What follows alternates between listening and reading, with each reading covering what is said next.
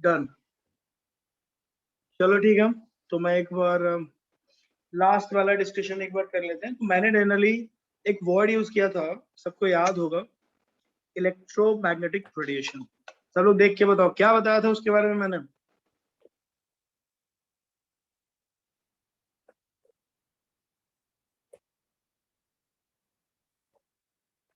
क्या क्या बताए थे लास्ट क्लास के बारे में, जल्दी जल्दी मुझे एक बार याद दिलाओ। सारी बातें याद होनी चाहिए तभी तो हम आगे बढ़ पाएंगे। सो बोलो।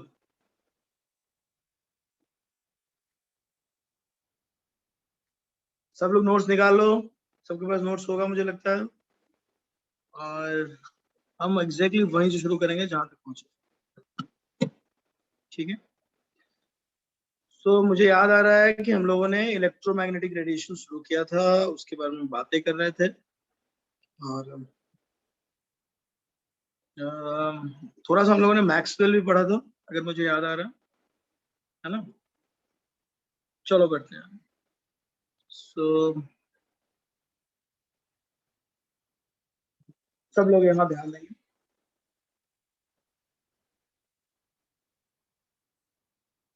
सब लोग लिखो, हेडिंग ले लो, थ्योरी और assumption of electromagnetic radiation. Theory और assumption of electromagnetic radiation.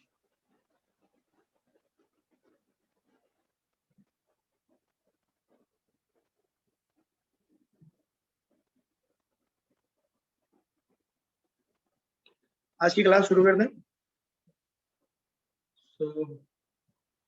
Theory और एजम्पशंस ऑफ इलेक्ट्रोमैग्नेटिक रेडिएशन, ये एजम्पशंस लिखना है, ठीक है। ये थ्योरी मैक्सवेल ने दिया था, ठीक है।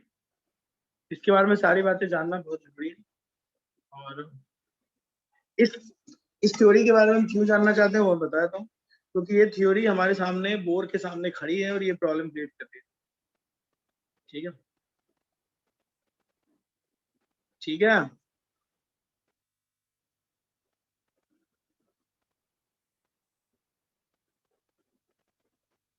सो एक एक करके सारी बातें करते हैं। सबसे पहले जो हम डिस्कशन यहाँ पे करना चाहते हैं उसकी तरफ चलते हैं।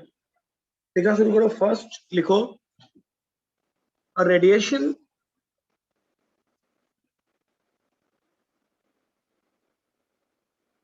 radiation in which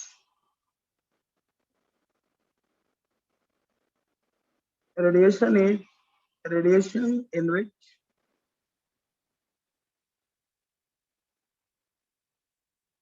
a radiation in which electric field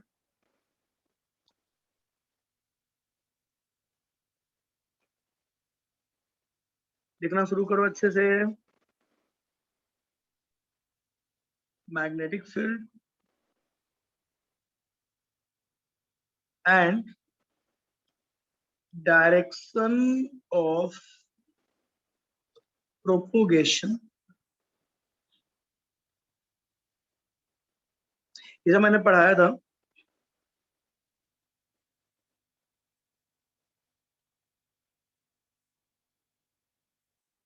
तीन चीजें हैं। ये तीनों बातें लास्ट क्लास में बताई थी। एक, इलेक्ट्रिक फील्ड का एक डायरेक्शन होता है, मैग्नेटिक फील्ड का एक डायरेक्शन होता है, और डायरेक्शन ऑफ प्रोपोगेशन जो होता है उसके बाद मैं बात कर रहा था। डायरेक्शन ऑफ प्रोपोगेशन का मतलब होता है जिस तरफ रेडिएशन होता है, that is called direction of propagation. इसके बारे में मैंने लास्ट क्लास में हल्का सा बताया था, आज मुझे ये थ्योरी में लिखाना पड़ेगा ताकि हम इसको आगे बढ़ा सकें, ठीक है। तो लिखना शुरू करो सब लोग। Direction of propagation of radiation, radiation in which electric field, magnetic field and direction of propagation of radiation are perpendicular with each other,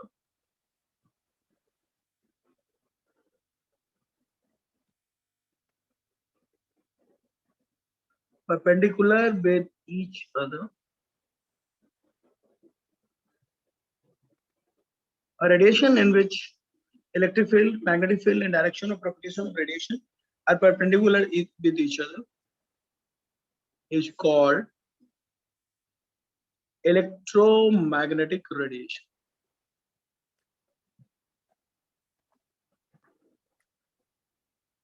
electromagnetic radiation देखते चलेंगे इस बात को। ये बात मैंने लास्ट लेक्चर में भी बताई थी, प्लीज कंफर्म करो अगर नहीं बताई हो। मुझे लग रहा है मैंने ये बात लास्ट लेक्चर पे बताई थी। कुछ लोग आ रहे हैं अभी तक, चलो उनको हम लोग एडमिट कर लेते हैं। आ गया सर, चलो डन। जल्दी से लिख के बताओ सर। ये स्टेटमेंट था इसका, लास्ट क्लास में मैंने तुमको स्ट्रक्चर भी दिखाया था और समझाया था कि जब कोई चार्ज मूव करता है, जब भी कोई चार्ज मूव करता है उसके अंदर चार्ज है तो इलेक्ट्रिक फील्ड, और अगर चार्ज मूव कर रहा है तो मैग्नेटिक फील्ड है ना। और ये जो तीनों चीजें हैं, इलेक्ट्रिक फील्ड, मैग्नेटिक फील्ड और डायरेक्शन ऑफ प्रोपेगेशन, अगर परपेंडिकुलर हो तभी हो पाएगा, है ना।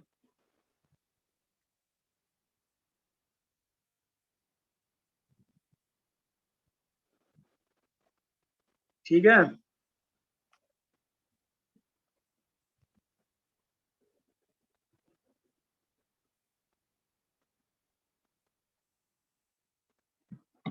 perpendicular with each other is called electromagnetic radiation।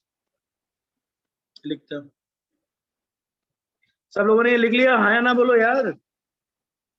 Yes sir. Yes sir. बोलना पड़ेगा। सो कोई कहेगा कि किसको बोलोगे इलेक्ट्रोमैग्नेटिक रेडिएशन, तो क्या बोलोगे? जिसके अंदर इलेक्ट्रिक फील्ड, मैग्नेटिक फील्ड और डायरेक्शन ऑफ प्रोपेगेशन अगर परपेंडिकुलर है तो उसको हम लोग बोलेंगे इलेक्ट्रोमैग्नेटिक। चलो सेकेंड पॉइंट लिखो, अगला लिखो। अकॉर्डिंग टू, ये थ्योरी मैक्सवेल ने दी थी तो हमको उसको थोड़ा मतलब क्या बोलते हैं उसको, उनका नाम यूज करना पड़ेगा। देखो, according to Maxwell, according to Maxwell, लिखते रहो। According to Maxwell,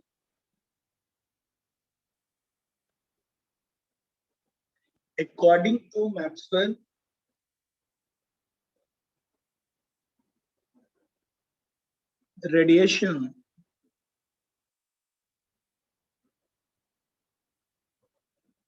radiation occurs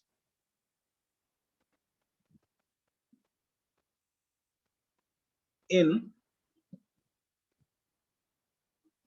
according to Maxwell, radiation occurs in, देखो दो चीज होते हैं, एक होता है कंटिन्यूअस, एक होता है डिसकंटिन्यूअस। कंटिन्यूअस का मतलब होता है अगर आपने किसी से पैसा लिया है और एक ही बार उसको सब कुछ लौटा रहे हैं, 1 लाख लिया, 1 लाख वापस कर दिया, दैट इज कंटिन्यूअस। लेकिन अगर कोई बोल रहा है कि नहीं, मैं डिसकंटिन्यूअस भी एक तरीका हो सकता है। जैसे याद करो, आजकल लोग लोन लेते हैं ना, और अगर लोन को हम लोग ईएमआई भरते हैं या जिसको हम लोग बोलते हैं कि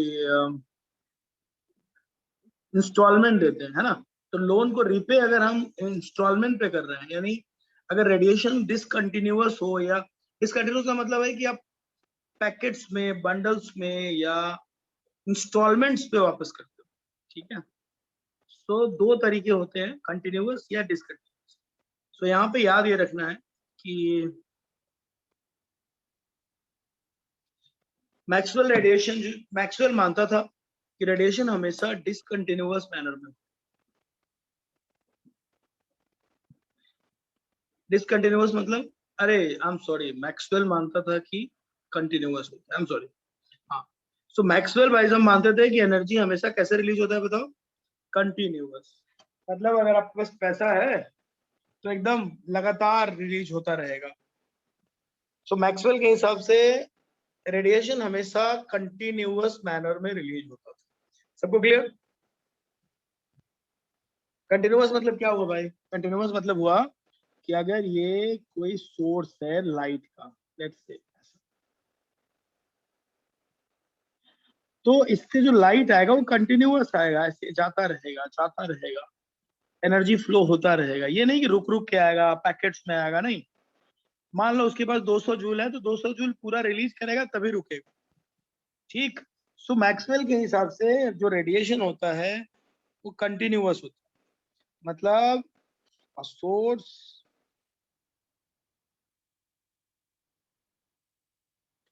source releases energy continuously.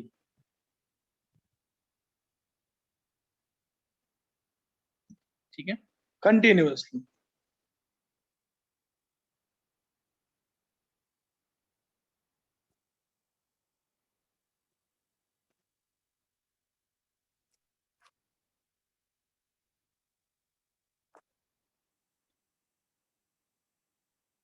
A source releases energy continuously.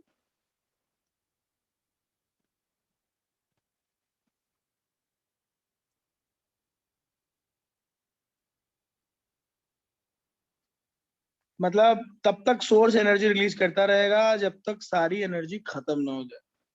मान लो किसी के पास 500 जूल है तो पूरा 500 जूल वो रिलीज करेगा तभी आगे की बात करेगा। समझ रहे हो सब? Yes sir. किसी को भी लग रहा है कि पता नहीं सर क्या बोल रहे हैं तो बोलना भाई, एक्चुअली इन सब की जरूरत पड़ने वाली है इसलिए हम पढ़ाई में आए।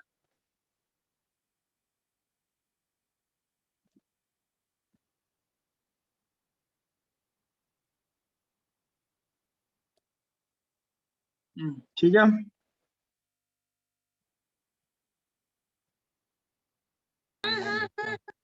अब बढ़ते हैं आगे हम लोग, अगर सबने नोट कर लिया हो।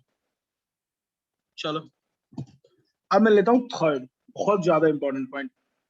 अब लिखो, सब लोग लिखेंगे फ्रीक्वेंसी।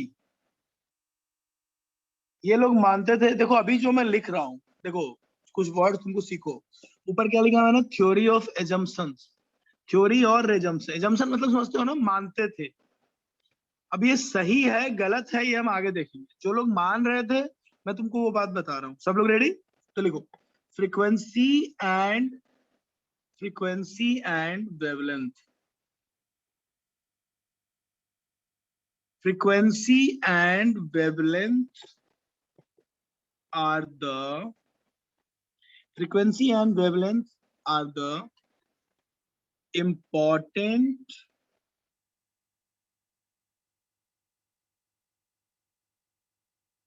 characteristics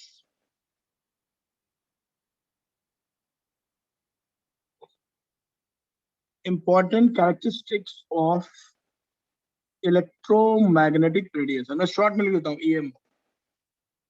ठीक है, अब ये फ्रीक्वेंसी क्या है, वेवलेंथ क्या है, सबको पता है ना? डन।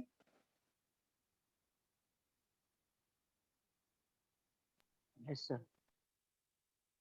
ये रेडिएशन लास्ट क्लास में मैंने फ्रीक्वेंसी भी समझाया था। अरे बोलो भाई। Yes sir. क्या सिखाया था? फ्रीक्वेंसी कैसे लिखते हैं? ऐसे देखो, न्यू से दिखाते हैं, न्यू ऐसे वी लेके थोड़ा सा टेढ़ा वी लोगे तो न्यू हो जाएगा। और वेवलेंथ कैसा होता है? ऐसा लैम्डा से दिखाते हैं, सिखाया था। ठीक। सो फ्रीक्वेंसी और वेवलेंथ जो थे वो इंपॉर्टेंट कैरेक्टरिस्टिक्स वो इलेक्ट्रोमैग्नेटिक रेडिएशन के। बट आगे लिखो, बट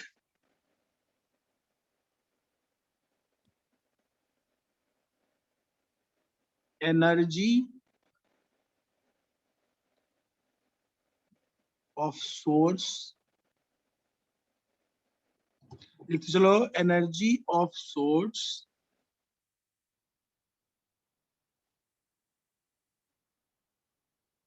इज नॉट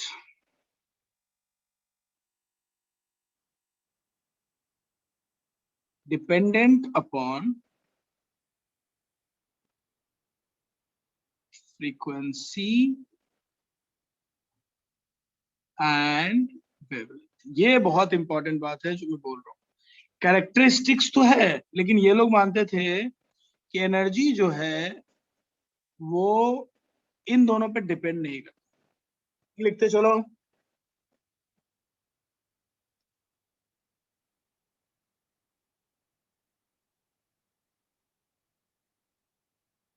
ठीक है।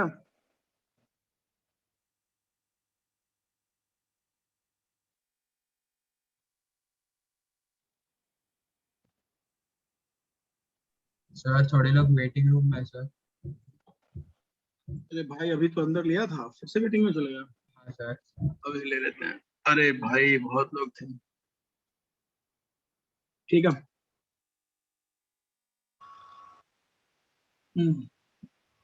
अरे तुम लोग वेटिंग रूम में थे, कब आए? अरे यार मैं इधर आ जाता हूँ तो दिख नहीं पाता मुझे। चलो ध्यान दो। चलो फोर्थ पॉइंट, सब लोग रेडी? अरे बोलो अगर रेडी हो तो। Yes, sir. sir. Ready. ठीक है, बोलना भी पड़ेगा ना बीच में। चलो ठीक है, अब हम बढ़ते हैं आगे। तो 3 पॉइंट हो गया, अब चौथा पॉइंट लिखो। तो भाई अब एक रेडिएशन हो रहा है एक सोर्स से, और हम कह रहे हैं कि फ्रीक्वेंसी और उस पर डिपेंड नहीं कर रहा। मैं फिर बोल रहा हूँ, ये मैं नहीं कह रहा हूँ। कौन कह रहा है? थ्योरी और एजम्पशन जो मैक्सवेल ने दिए थे, हम बस आपको बता रहे हैं। आगे लिखो नेक्स्ट। देखो अकॉर्डिंग टू दिस थ्योरी, मतलब ये जो मैक्सवेल वाली थ्योरी थी, अकॉर्डिंग टू दिस थ्योरी मतलब theory of electromagnetic radiation. According to this theory, सब लोग लिखेंगे और ध्यान से सुनेंगे। According to this theory, intensity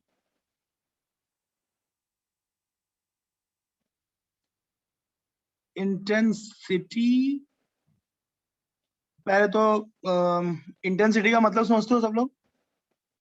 सब लोग ध्यान से सुने। इंटेंस वर्ड सुने हो ना? इंटेंस मतलब क्या होता है? जैसे पर्टिकुलर सोर्स से, बल्ब से लाइट आ रही है ना, और हमको पता चला कि बहुत ज्यादा तेज रोशनी आ रही है, तो हम बोलते हैं ना इंटेंस है बहुत, है ना? इंटेंस मतलब हो गया, इंटेंस का मतलब समझ रहे हो? उसका हिंदी में क्या बोलने नहीं समझ आ रहा है, बट इट्स लाइक जैसे बल्ब से बहुत तेज रोशनी हमारी तरफ आ रहा है, हम कहें बहुत इंटेंस। इंटेंस मतलब हो गया हिंदी में तीव्रता, पता नहीं मराठी में क्या होगा, बट इंटेंस मतलब हो गया कि कितना तेज रोशनी आ रही है। ठीक है, तो मान लो एक बल्ब से तेज रोशनी आ रही है, उसको बोलेंगे कि इसकी इंटेंसिटी ज्यादा है, ये ज्यादा इंटेंस।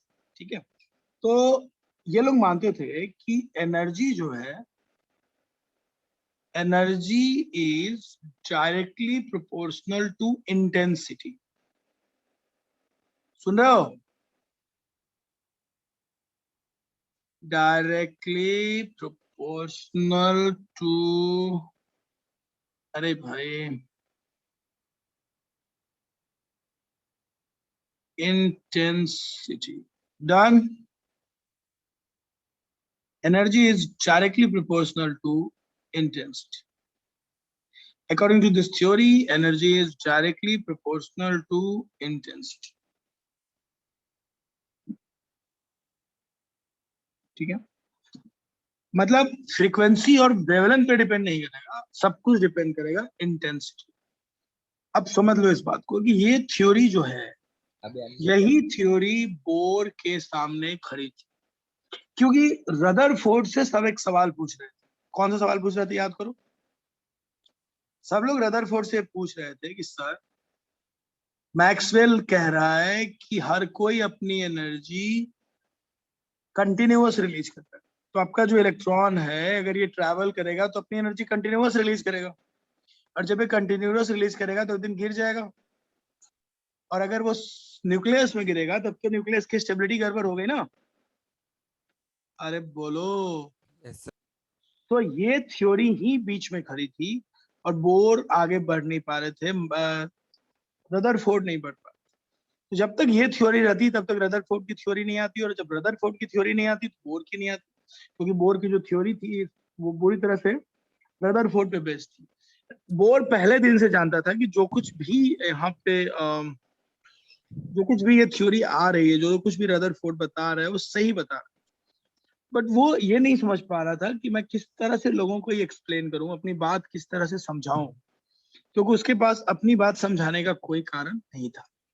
अब सवाल ये होता है कि जब आप नया सोचते हैं कुछ करने का, है ना, जब नया सोचते हैं तो आप बहुत सारी बातों पे ध्यान देते हैं, आपको लगता है ये भी करना चाहिए, वो भी करना चाहिए, बट इंपॉर्टेंट ये है कि सिर्फ आपके भर सोचने से नहीं है, आपको ये भी देखना होगा कि उस पर कोई एक थ्योरी चल रही है, आपको उसकी बात पहले हटानी पड़ेगी। जब तक आप उसकी बात को साइडलाइन नहीं करेंगे, उसकी बात को पूरी तरह से क्लियर नहीं करेंगे, तब तक नहीं होगा। और एक पुरानी थ्योरी ऑलरेडी चल रही थी, वो थ्योरी बार बार आके लोगों से सवाल पूछती थी, कॉमन सवाल, कि भाई ये एनर्जी खत्म क्यों नहीं हो जा रहा है, और वो चल रहा था, उसको टाला नहीं जा सकता। सो ये जो चारों एजम्पशंस तुमने देखे हैं, इस एजम्पशंस के बेसिस पे रदरफोर्ड और बोर आगे चल के इन दोनों को ही दिक्कत हो रही थी अपनी थ्योरी को सामने रखने। ये अपनी थ्योरी को सामने नहीं रख पा रहे थे क्योंकि इनके सामने ऑलरेडी एक पुरानी थ्योरी पड़ी हुई थी। ठीक है, तो इस थ्योरी को ठीक करने के लिए, इन सब चीजों को ठीक करने के लिए हमें एक नई थ्योरी पढ़नी होगी जो इन सबको ठीक करेगा, इन सबको लेकर अपना एक स्टेटमेंट देगा। तो इसके लिए जरूरी है कि पहले इस वाले थ्योरी को गलत प्रूफ किया। तो अभी जो तुमने 4-5 लाइन पढ़ा, उस थ्योरी को एक साइंटिस्ट ने पहले गलत प्रूफ किया। जब उस साइंटिस्ट ने उस थ्योरी को गलत प्रूफ कर दिया, तो बोर आराम से अपनी थ्योरी दे पाए। तो बोर अपनी थ्योरी इसलिए दे पाए क्योंकि ऑलरेडी उनकी थ्योरी को गलत प्रूफ करने वाला कोई आ गया। और ये सब कुछ हुआ जब हमारे पास एक नए साइंटिस्ट आए जिनका नाम था प्लैंक्स। सो हम नई थ्योरी पढ़ने जा रहे हैं और वो है प्लैंक्स क्वांटम थ्योरी। एक बार प्लैंक्स पढ़ लेंगे, फिर हमारे लिए सब कुछ समझना, पढ़ना, दुनिया देखना सब आसान हो जाएगा। चलो सब लोग हेडिंग दो और लिखो प्लैंक्स क्वांटम थ्योरी। अब ये जो बात हम लिखने जा रहे हैं वो है Planck's quantum theory. Everybody will please write down, लिखो सब।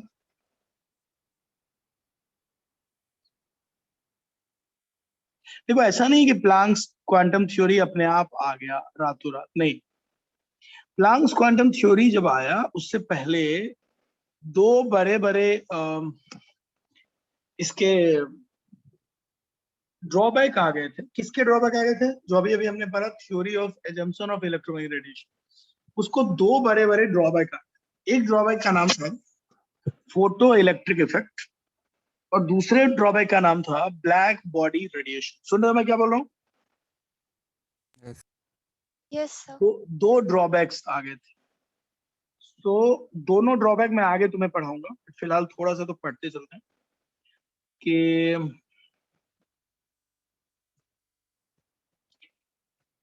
लिख लो बिफोर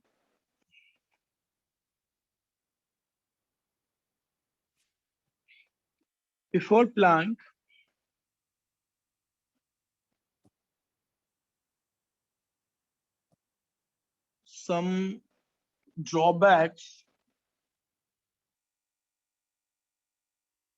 some drawbacks of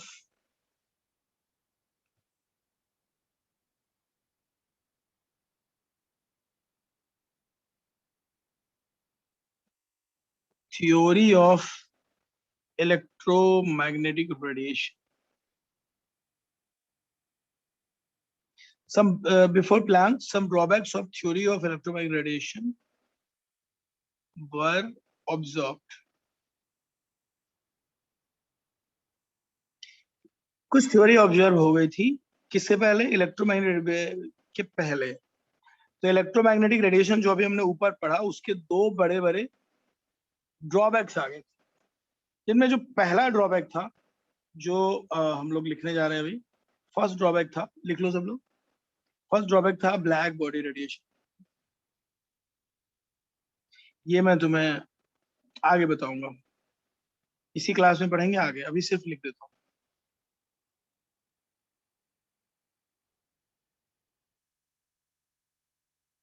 और फोटो इलेक्ट्रिक इफेक्ट,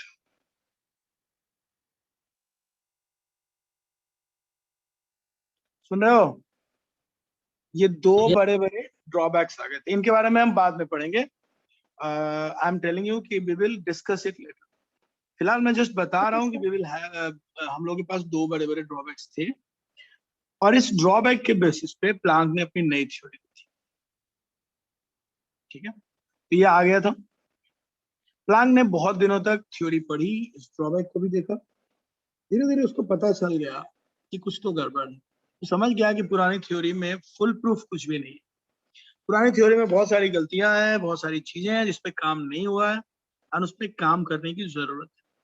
सो प्लांक ने अपनी थ्योरी देनी शुरू की और यहां से हम शुरू करते हैं प्लांक्स की थ्योरी। ठीक है। After long study and research,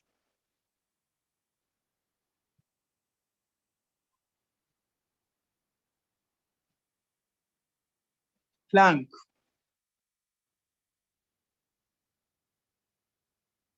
proposed his quantum theory. कौन सा थ्योरी है ये? अरे बोलो, क्वांटम थियरी। देख लेते हैं कोई बाहर तो नहीं है। नहीं, अब कोई बाहर नहीं है, गुड। सो बहुत सारे रिसर्च के बाद प्लांक ने, अरे भाई मैंने, ये भाई स्पेलिंग वगैरह गलती हो तो ठीक कर लेना यार, है ना। कई बार लिखते लिखते स्पेलिंग भूल जाते हैं गलती से, मतलब स्पेलिंग मिस हो जाता है। Planck proposed his quantum theory. क्या था उसका क्वांटम थ्योरी? लिखना शुरू करो। तो इसकी पहली क्वांटम थ्योरी की पहली बात क्या थी? देखो, unlike Maxwell,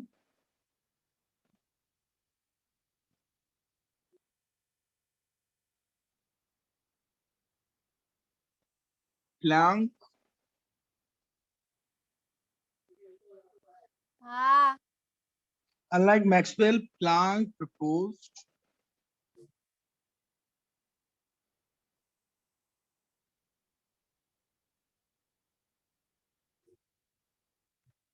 that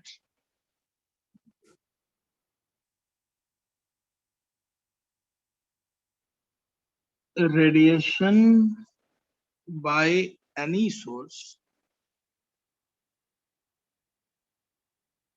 radiation by any source happens discontinuously.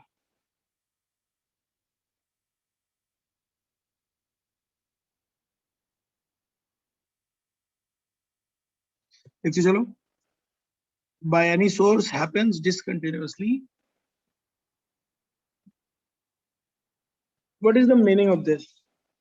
पहले हमने पढ़ा है तुम्हें कि कंटिन्यूअस का मतलब होता है जैसे 2 लाख दिए तो 2 लाख लौटा दिए, पूरा एकदम से लौटा दिए, वापस कर दिए, दैट इज कंटिन्यूअसली। डिसकंटिन्यूअसली का मतलब क्या होता है? डिसकंटिन्यूअसली का मतलब ये हुआ कि अगर आप डिसकंटिन्यूअसली की बात कर रहे हैं तो उसका बेसिक मतलब ये हुआ कि सर बंडल्स में एनर्जी रिलीज हुआ, क्या हो गया? बंडल्स में रिलीज हुआ एनर्जी। हाँ, पैकेट्स में, बंडल्स में, इंस्टॉल में। सबसे अच्छा एग्जांपल तो लोन का है। तुम तो जानते हो ना, आजकल की दुनिया में हर कोई लोन लेता है। तो Yes, लोन sir. लेते हो तो क्या होता है? अब किसी से तुमने लोन लिया 2 करोड़, 1.5 करोड़, 50 लाख, तो आप उसे क्या करते हैं? किस्तों में लौटाते हैं, इंस्टॉलमेंट्स पे लौटाते हैं, ईएमआई पे लौटाते हैं। तो किस्तों में लौटाने का, इंस्टॉलमेंट पे लौटाने का रूल समझते हो? ठीक से सोच के बताओ क्या रूल होता है। आपकी ईएमआई फिक्स होती है और कितने दिनों के बाद होती है? हर महीने। तो आप क्या करते हैं? पीरियड्स में, मतलब हर महीने बाद आप एक फिक्स अमाउंट लौटाते हैं।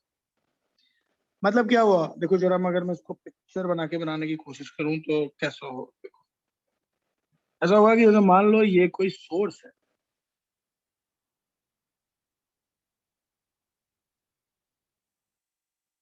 अगर ये मेरा कोई ऐसा सोर्स है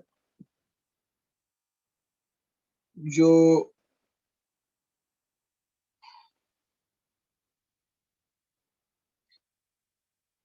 लाइट रिलीज कर रहा है, light is the best example of electromagnetization. तो कैसे करेगा वो एनर्जी रिलीज करेगा छोटे छोटे पैकेट्स में, को ऐसा, और एक पैकेट रिलीज होने के थोड़ी देर बाद दूसरा होगा। यानी हर पैकेट जो रिलीज होगा उनके बीच में एक फिक्स टाइम और फिक्स डिस्टेंस, मतलब एक फिक्स पीरियड के बाद, फिक्स ड्यूरेशन के बाद एक पैकेट ये रिलीज करेगा। ध्यान से देखो सब लोग, अबे देख पा रहे हो? Yes Yes. सर। इसको बोलते हैं डिसकंटिन्यूअस। फिक्स टाइम के बाद एक पैकेट निकलता है। अगर रेडिएशन पैकेट्स और बंडल्स में हो रहा हो, जैसा कि वो कह रहा था लड़का कि ये सब क्या है भाई, तो ये सब है पैकेट्स। ज्यादा अच्छा बोला जाए तो हम इसको बोल सकते हैं energy packets.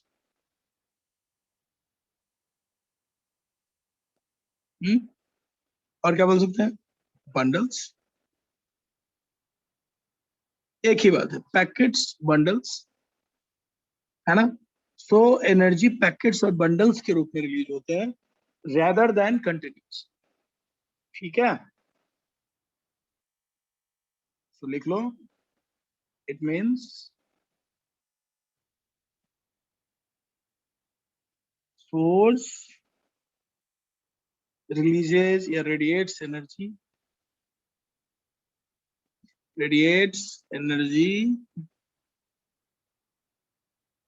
in small packets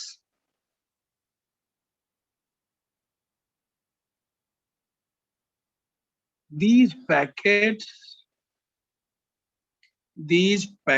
are called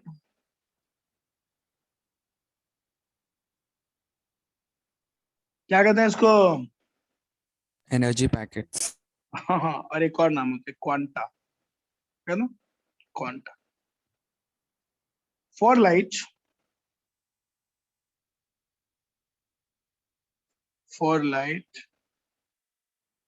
it is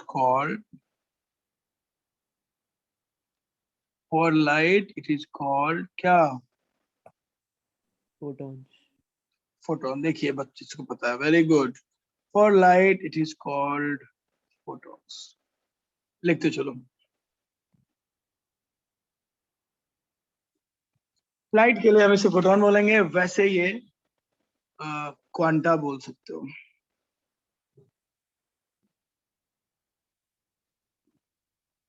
ठीक, किसी को लग रहा है कुछ भी दिक्कत तो बताओ। सब लोग यहाँ तक देखो, बताओ कुछ भी प्रॉब्लम लग रहा है, कोई भी लग रही दिक्कत तो प्लीज पूछो। सर क्वांटा क्वांटम सेम है ना? हाँ, एक ही बात है, क्वांटम भी लोग बोलते हैं। अरे ठीक है,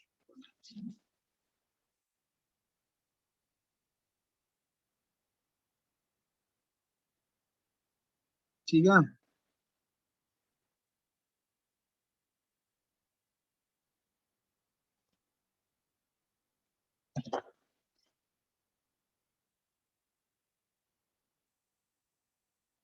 आई एम श्योर सबको समझ में आ रहा होगा। हम इस पे बहुत सारी बातें करने वाले हैं, तो आप सब जगे रहिए, कोई सोएगा नहीं।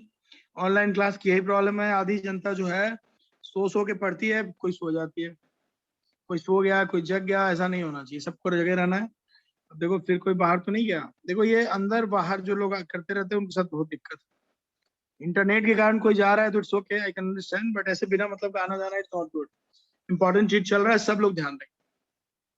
तो ये था पहला फर्स्ट मतलब जो पॉइंट्स था। अब मैं दूसरा पॉइंट लिखने जा रहा हूँ। तो फर्स्ट जस्ट टेल मी, तुम लोगों ने लिख लिया? Yes sir. Yes sir. चलो अब मैं लिखने जा रहा हूँ नंबर। काफी रिसर्च के बाद ये बात समझ में आई क्वांटम क्या नाम है, क्या नाम है, प्लांक को, कि एनर्जी जो है वो पैकेट्स में रिलीज होता है, और उसे एक पैकेट का नाम कोई क्वांटा है या फोटोन है, ये तो समझ में आ गए। लेकिन उसको एक बात और समझ में आई, इस मतलब समझ लो तुम लोग अच्छे से, कि अगर 1000 किलो जूल देना है तो 1000 किलो जूल पर्टिकुलर एक एक फोटोन में बढ़ जाएगा। ठीक है, तो 1000 किलो जूल है, और मान लो कि 1 जूल का एक पैकेट है, तो 1000 मतलब 1000 किलो जूल बोल रहा हूं मैं। तो अगर 1 जूल का एक है तो 1000 इंटू 1000 पैकेट्स बनेंगे। तो जस्ट मैं समझाने की कोशिश कर रहा हूँ तुम्हें, उतने पैकेट रिलीज कर लो, काम हो जाएगा। मतलब टोटल एनर्जी जो है वो रिलीज होगा छोटे छोटे पैकेट्स में, यानी सारे पैकेट की एनर्जी को अगर हम मल्टीप्लाई कर दें तो उसके टोटल एनर्जी के क्या हो जाएगा, बराबर, है ना? तो अब सवाल है कि एक फोटोन की एनर्जी किसके बराबर होगी, तो आइए देखते हैं। देखो, according to Planck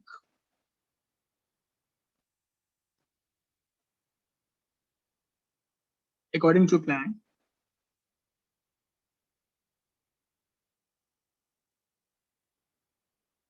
energy of photon, e photon का मतलब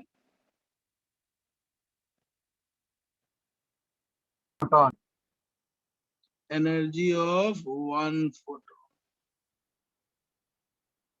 So लिखो, according to Planck, e photon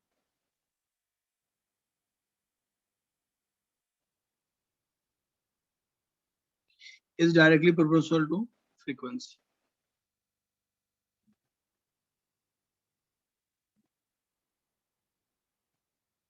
अब पुराने लोग मानते थे कि फ्रीक्वेंसी से कुछ होता ही नहीं है, लेकिन इसने कहा कि नहीं, हर फोटोन की एनर्जी फ्रीक्वेंसी के डायरेक्टली प्रोपोर्शनल। और बाद में जब उसने प्रोपोर्शनलिटी कांस्टेंट हटाया तो यहाँ एक कांस्टेंट आ गया जो उसने अपने नाम पे रख लिया। उसने कहा कि ये जो है ये मेरे नाम पे रहेगा, प्लैंक्स कांस्टेंट। चेक कर लो। Done everybody?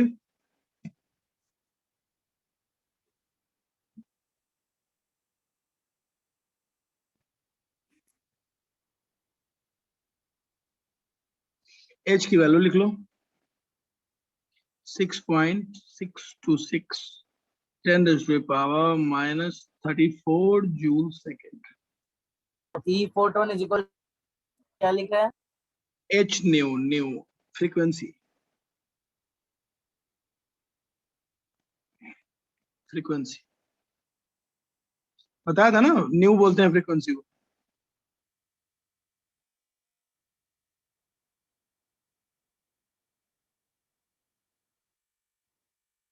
ये एच है, एच मतलब प्लैंक्स कांस्टेंट, ठीक है? अरे ठीक है भाई, Yes, sir. हाँ Yes. बोलना पड़ेगा, हाँ ठीक। तो इसका मतलब टोटल एनर्जी कितना हो जाएगा? टोटल एनर्जी इक्वल हो जाएगा n into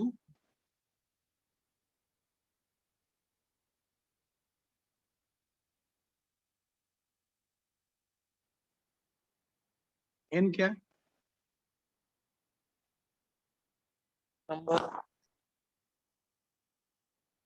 Number of yes, तो टोटल एनर्जी का क्या फॉर्मूला बनेगा? n इंटू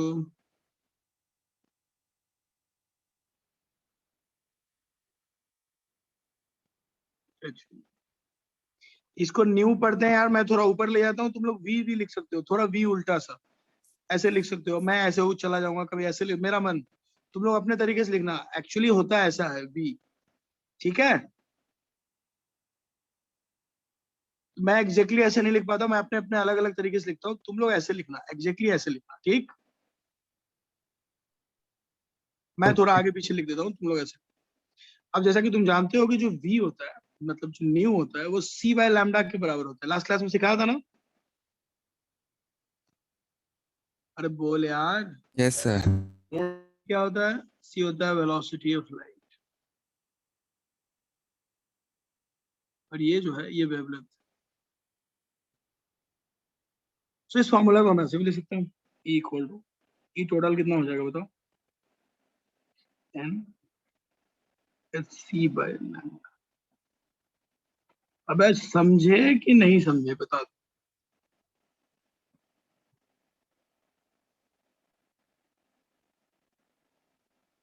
तो ये तुम्हारा पूरा फॉर्मूला बन गया, तो जरूरत पड़ने पे तुम ये फॉर्मूला या ये फॉर्मूला लगा सकते हो। ध्यान से देख लो, कोई भी दिक्कत हो बताओ।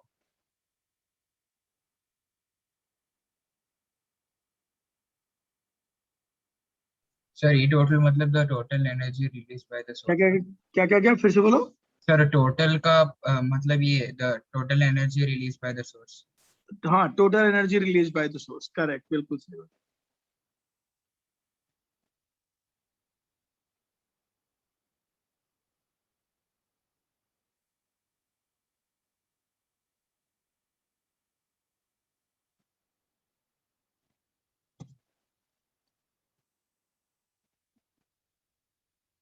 किसी को कोई भी दिक्कत हो बताओ जल्दी।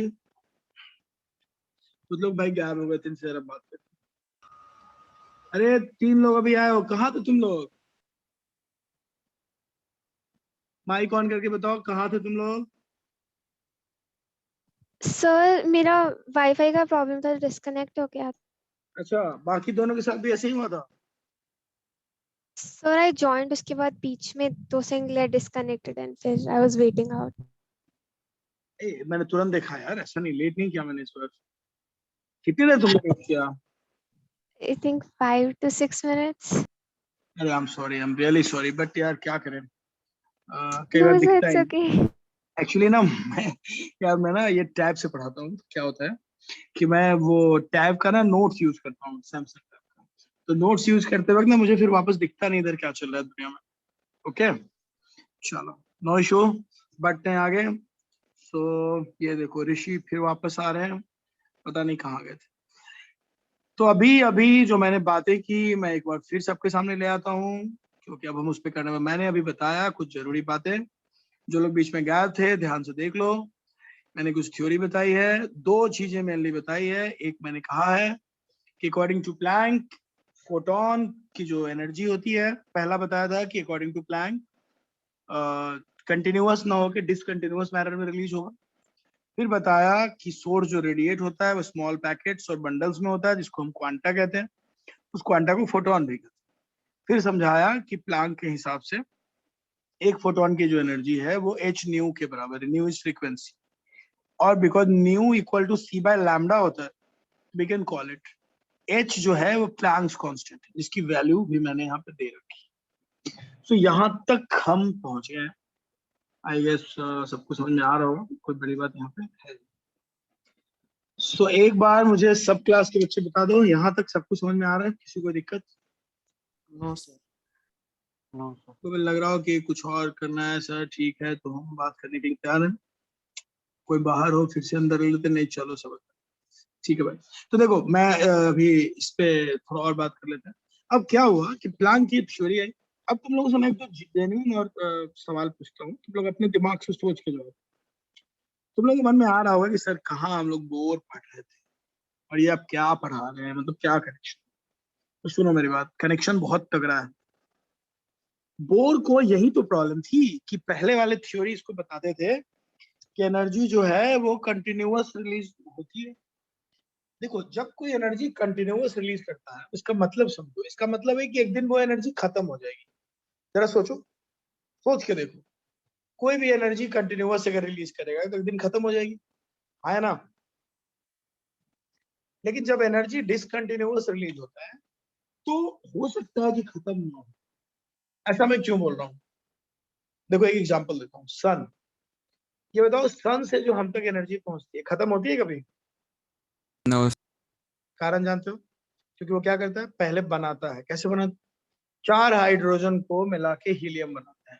तुमने सबने सुना होगा फ्यूजन, न्यूक्लियर फ्यूजन होता यस है। सर। एनर्जी बनती है, हम तक पहुंचती है, लेकिन वहां से भी एनर्जी हमको पैकेट और बंडल में ही मिलता है। करंट परमानेंट थोड़ा ना मिलता है। तुमने सुना है ना 8 मिनट लगते हैं पहुंचने में लाइट को यहाँ। मैं ये कहना चाहता हूँ कि उस सोर्स से भी एनर्जी हमेशा निकलती है, बट वो हमको पीरियड्स में मिलती है, मतलब पैकेट्स में मिलती है, बंडल्स में। और जब तक जितनी देर एनर्जी नहीं मिलती है इतनी देर वो नया बनाती है। तो पैकेट और बंडल में मिलती ही क्यों है बताओ? पैकेट और बंडल में मिलती इसलिए है क्योंकि उसको थोड़ा टाइम चाहिए होता है बनाने में। उसके पास कोई खजाना नहीं रखा। पहले के जमाने में लोग कहते थे कि सन पता है क्या है, सन जो है वो स्फीयर ऑफ फायर है, उसके अंदर बहुत आग लगी हुई है, वो आग के थ्रू हमको देता है। ऐसा पहले बचपन में लोग बोलते थे। आज सबको पता है कि कोई आग नहीं है, बल्कि एक पूरा केमिकल प्रोसेस है, एक न्यूक्लियर रिएक्शन है, फ्यूज कर रहा है 4 हाइड्रोजन, एक हीलियम बना रहा है और बहुत सारी एनर्जी रिलीज कर रहा है। एक केमिकल प्रोसेस होता है, एनर्जी बनती है, हम तक पहुंचती है, ये है ना? तो अगर कोई अपनी एनर्जी कंटिन्यूअस न लेके डिसकंटिन्यूअस रिलीज करता है, इसका मतलब समझते हो? इसका मतलब है कि जितनी देर के बाद वो रिलीज कर रहा है इतनी देर में वो शायद एनर्जी बना दे रहा है। सुन रहे हो?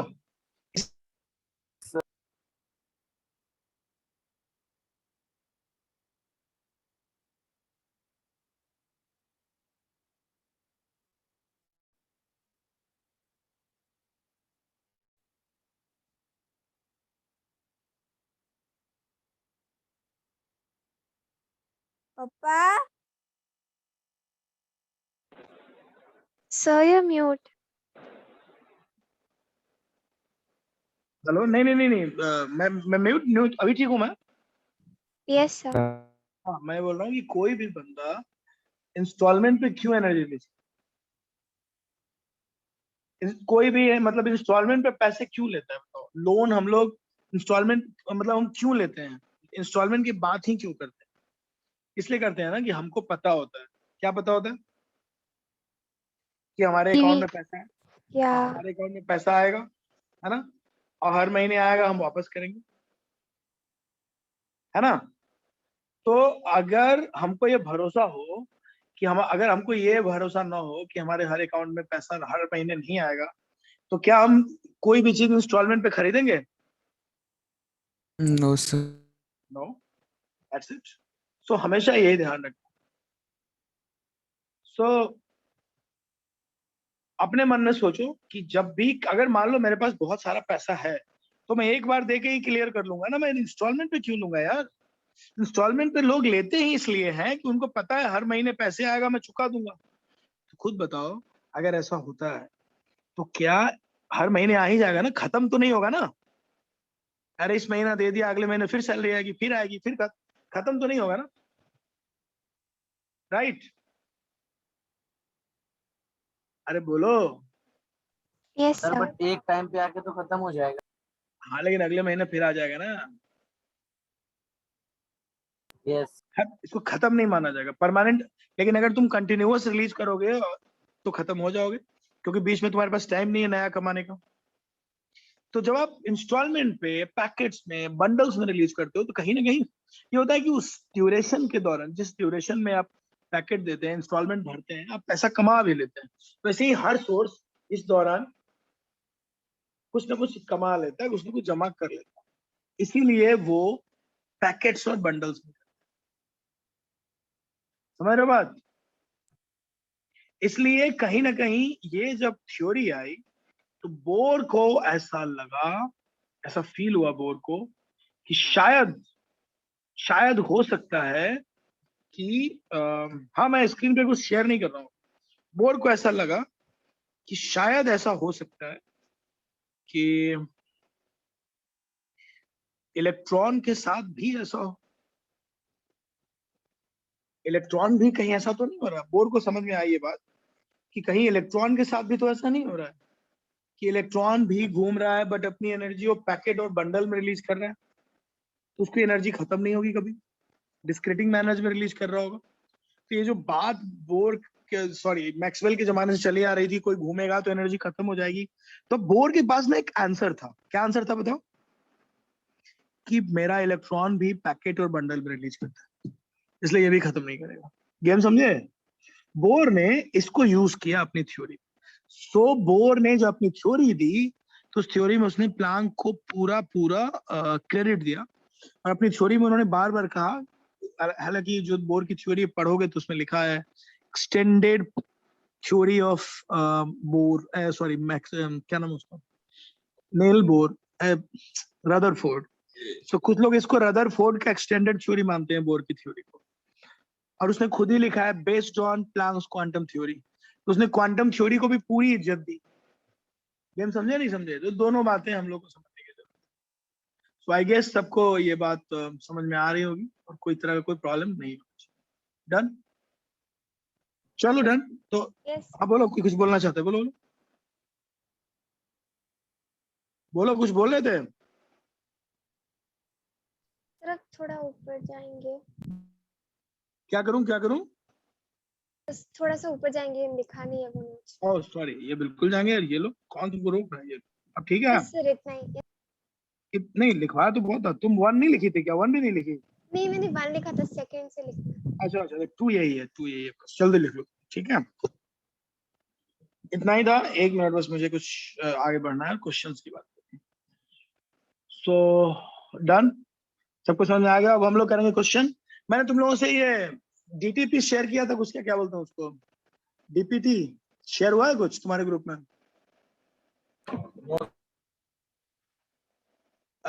जो अचीवर वाला अपना ग्रुप है, उसने डीपीटी शेयर किया था मैंने लास्ट क्लास में एटॉमिक का, है ना? जल्दी बोलो, नहीं किया था? अरे छोड़ो, चलो जाने दो, लीव इट। चलो मॉड्यूल तो सबके पास है ना? Yes, sir. अरे बोलो यार, मॉड्यूल है ना सबके पास? यस अच्छा, सर। चलो अभी हमें कुछ क्वेश्चन करना होगा, तो रेडी हो जाओ सब लोग। हम मॉड्यूल की कुछ क्वेश्चन करेंगे। सब लोग मॉड्यूल निकाल लो, इन बिटवीन ये लिख रही है सब लोग। मैंने लिख I लिया। didn't get my module. Module नहीं मिला तुम लोग अभी? मुझे नहीं मिला सर, वो सेलिंग की थोड़े दिन के बाद मिला। अरे यहाँ पे यार ग्रुप में डाला था ना मैंने। हाँ हाँ वो मिला। वही तो मॉड्यूल है। चलो वो जो मैंने दिया है तुम्हें यहाँ वाला, जो मैंने पीडीएफ शेयर किया है उससे कर लेंगे ना। मॉड्यूल हाथ में हो जरूरी थोड़ा, पीडीएफ भी तो होता है, ठीक है? चलो डन, आ जाओ सब लोग, पीडीएफ निकालो, हम करने वाले हैं कुछ सवाल। तो डन, पेज नंबर सब लोग आएंगे। फर्स्ट वाला जो है क्वेश्चन हम करने जा रहे हैं, मतलब एक मिनट,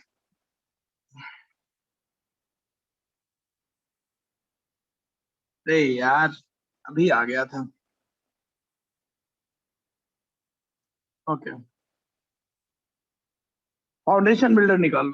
फाउंडेशन बिल्डर ऑब्जेक्टिव सबने निकाल लिया? तो पेज नंबर कौन सा है? पेज नंबर है 116। सब लोग देख लो, निकाला सबने?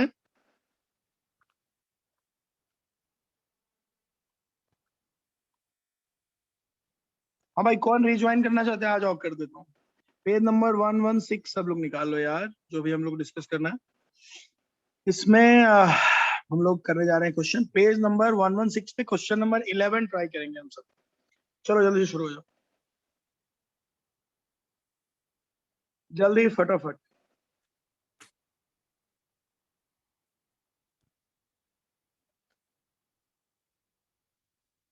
11 पेज नंबर 118 में। फाउंडेशन बिल्डर का 11 निकालो यार, जो भी क्वेश्चन होगा, ठीक है? कोशिश करो बनाने की, ट्राई करो 11, क्वेश्चन नंबर 11 एवरीबॉडी, मेरे आगे बढ़ते हैं।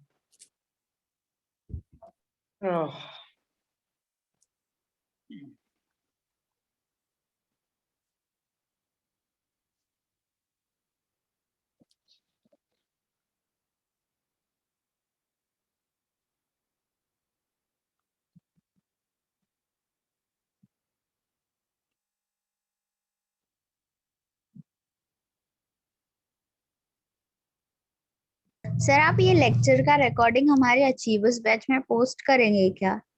यार ये लेक्चर का रिकॉर्डिंग ना राहुल सर के पास होता है, मेरा लेक्चर वही लगाते हैं, तो जब भी तुमको लेक्चर चाहिए ना सर से ले लिया करो, ठीक है? ठीक है सर। हाँ उनको बोलना, वो तुमको दे देंगे। सर मुझे मिल नहीं रहा है एक्चुअली, आप कौन सा क्वेश्चन क्यों नहीं मिल रहा है? उनसे तो बात हो चुकी है। और मतलब सर उन्होंने मींस जो भेजा भी था ना लेक्चर, वो 2 भेजे थे, तो एक ओपन हो गया लेकिन सेकंड वाला ओपन ही नहीं हो रहा है। अरे भाई अब So it would be really better if you upload it on YouTube.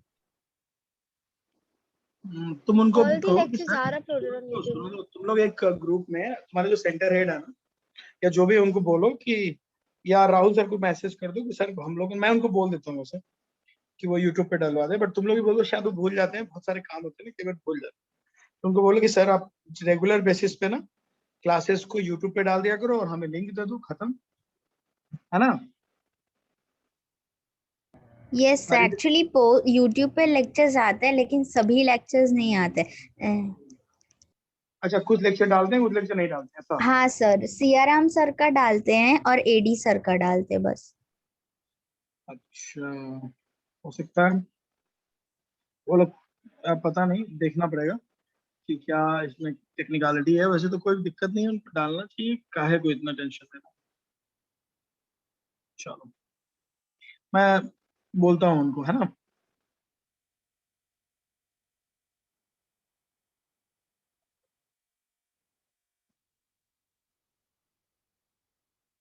इतनी टेक्निकलिटी नहीं होनी चाहिए, फटाफट काम होना चाहिए इसमें।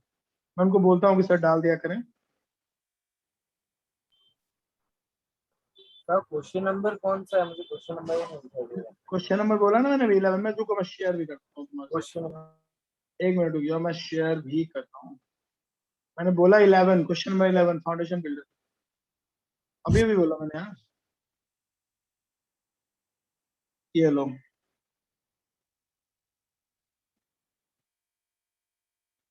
Question number 11।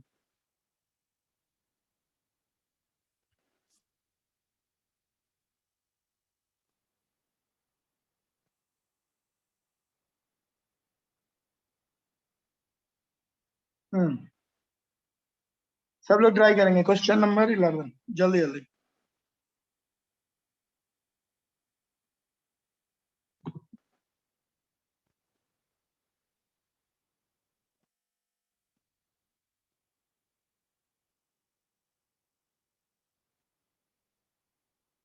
सर आंसर 2 है क्या? फिर से बोलो क्या? आंसर 2 आ रहा है क्या? सर हो मेरे को सकता 2:1 आया। हाँ वही 2। हो सकता है, नो प्रॉब्लम। सर टू, बोलो। सर टू आंसर है ऐसा। एकदम आसान है यार, फॉर्मूला क्या है बताओ? फॉर्मूला तो जानते ही हो ना, फॉर्मूला क्या है? फॉर्मूला है, बोलो सब लोग, hc/λ। अरे यही है ना formula. Yes sir. Yes sir. E1 में क्या डालोगे? E1 में डालोगे hc/2000। एंगस्ट्रॉम को मीटर में बदलने से अच्छा, दोनों जगह सेम ही यूनिट है तो बदलने की नीड है नहीं उसमें। और एक हो जाएगा hc/4000।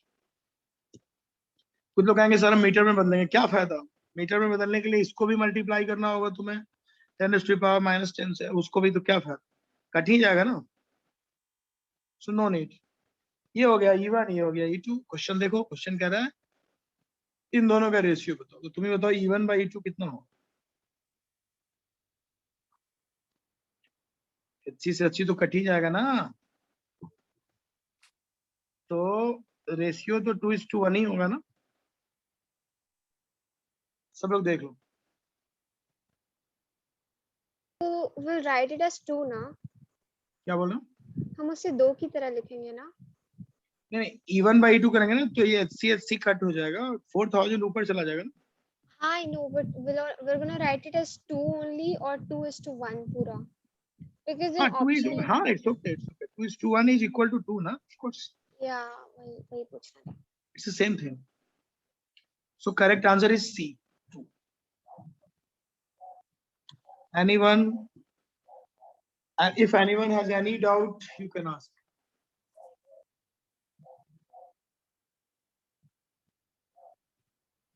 ठीक है?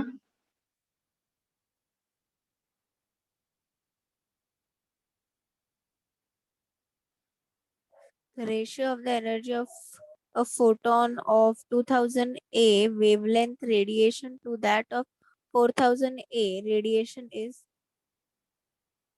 नहीं, A नहीं है, that is angstrom. Angstrom क्या होता है? वेवलेंथ का यूनिट होता है।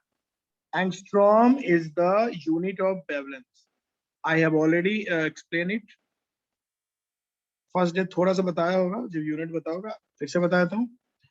1 angstrom equal to 10⁻⁻10 meter.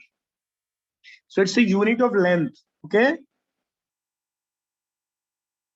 So पहला फर्स्ट वाला जो सोर्स है that releases radiation with the wavelength 2000 angstrom, and second वाला जो है that releases energy with the wavelength 4000. So energy packet will be hc/2000 and hc/4000. And here is the ratio E1/E2. Got it?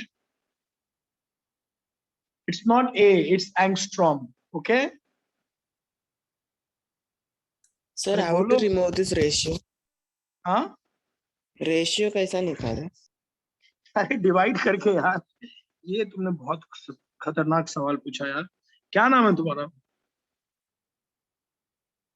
नाम बताओ जल्दी अपना। Carol. हाँ तो ये देखो, मैंने डिवाइड किया। डिवाइड तो कर सकता हूँ ना मैं, क्यों भी ना करूँ। ये देखो, रेशियो कैसे निकालते हैं?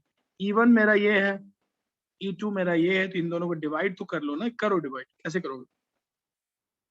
लिखो HC/2000 और नीचे क्या लिखोगे? फिर से HC/4000, ये 4000 ऊपर चला जाएगा, HC से HC कट जाएगा, 2000 से 2 कट जाएगा, तो फाइनली 2 आएगा कि नहीं आएगा?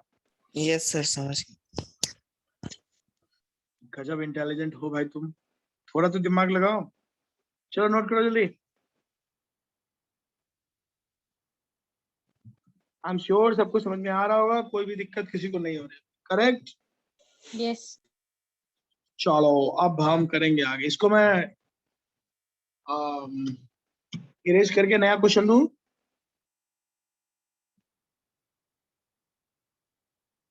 इरेज करूं इसे? बोलो। Yes, sir. चलो ठीक है, अब जो हम अगला सवाल करने जा रहे हैं उसकी तरफ चलते हैं। नेक्स्ट जो हमारा क्वेश्चन है वो है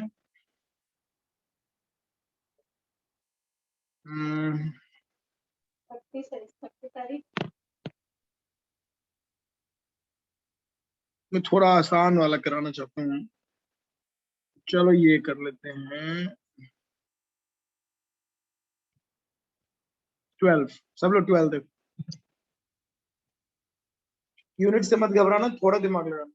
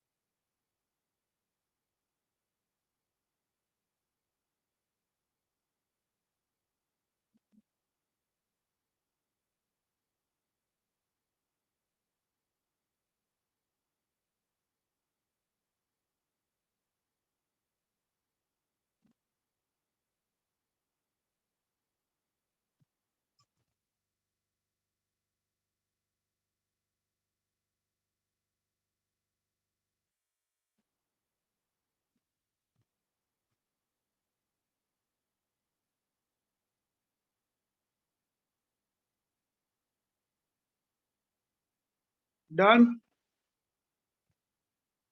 No, sir. थोड़ा सोचो कैसे करो, क्वेश्चन पढ़ो मेरे साथ। Radio city broadcast on a frequency of this kilohertz. देखो फ्रीक्वेंसी का जो यूनिट होता है ना, फ्रीक्वेंसी क्या है बताओ? ये इसका जो यूनिट होता है ना फ्रीक्वेंसी, जिसको मैं बहुत बार लिख चुका हूँ उस वक्त से, इसका यूनिट होता है हर्ट्ज। ठीक है, हर्ट्ज जो है इक्विवेलेंट होता है सेकेंड इनवर्स के। तुम्हें याद है ना, फ्रीक्वेंसी जो होता है वो टाइम पीरियड का उल्टा होता है 1/t, और टाइम का जो यूनिट है वो सेकंड है, तो फ्रीक्वेंसी का कितना होगा? Second inverse. फ्रीक्वेंसी की डेफिनेशन मैंने बताई थी कि 1 सेकंड में जितना वेव पास हो जाए उसको फ्रीक्वेंसी है। सो हर्ट्ज और सेकंड इनवर्स एक ही चीज, राइट? सो कोई दिक्कत नहीं इसमें, बेसिक ऐसा यूनिट है हर्ट्ज, सेकंड इनवर्स भी चलेगा। सो चलो अब इसको करते हैं। सो इसमें हम लोगों को उसने फ्रीक्वेंसी दिया हुआ है किलो हर्ट्ज, तो इसका मतलब ये हो गया कि फ्रीक्वेंसी इज किलो हर्ट्ज को मैं हर्ट्ज में बदल लेता हूँ। ठीक है, किलो हर्ट्ज को हर्ट्ज में कैसे बदलेंगे? 5090 को किससे मल्टीप्लाई कर दूंगा? 1000 से। ये मेरा हर्ट्ज हो गया। अरे बोलो, समझ में आ रहा है? अब व्हाट इज द वेवलेंथ, देखो ध्यान से, अब है कि what is the wavelength, what is the wavelength of electromagnetic, तो सीधा पूछ रहा है। फार्मूला क्या सिखाया मैंने तुम लोगों को? न्यू इक्वल सर टू क्या 3 होता है? into 10 E/λ। तो न्यू दिया हुआ है 5090 into 10⁻³ सी पता है, वेलोसिटी ऑफ लाइट हमेशा 3 into 10⁸ यहाँ से तुमको लैम्डा निकालना है, लैम्डा निकालना, सॉल्व इट, जो आएगा वो आंसर। सब लोग सॉल्व करके बताओ कितना आंसर। 58.9 मीटर। पीछे आंसर चेक करो जल्दी, आ रहा है सही?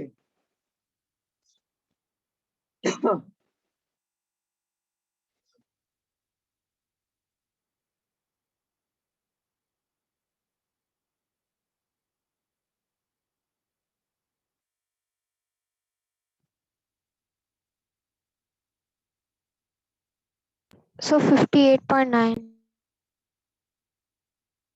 ओके सब लोग देख लो और यूनिट देख लेना, इन लोगों ने मीटर में लिया है तो कोई दिक्कत ही नहीं, सीधा आंसर मीटर में ही है। ठीक, Yes.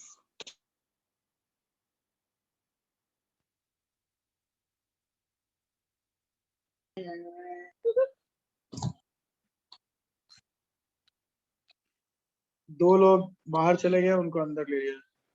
The answer I think 58.9 meters.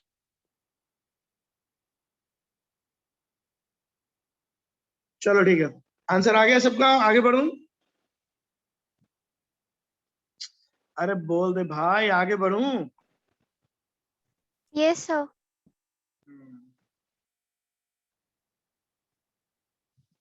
Done, तो यही चल रहा था।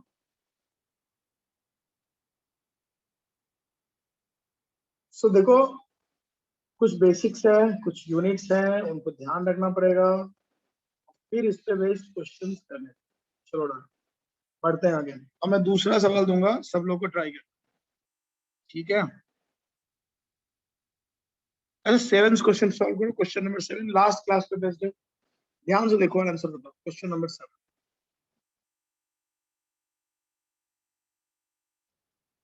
बेसिक डेफिनेशन पे बेस्ड। चलो बताओ।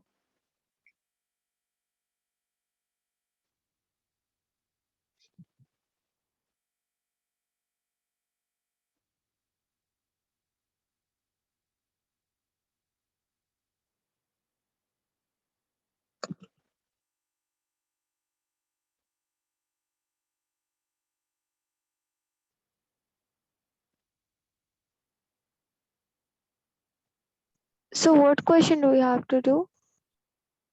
7, क्वेश्चन नंबर 7,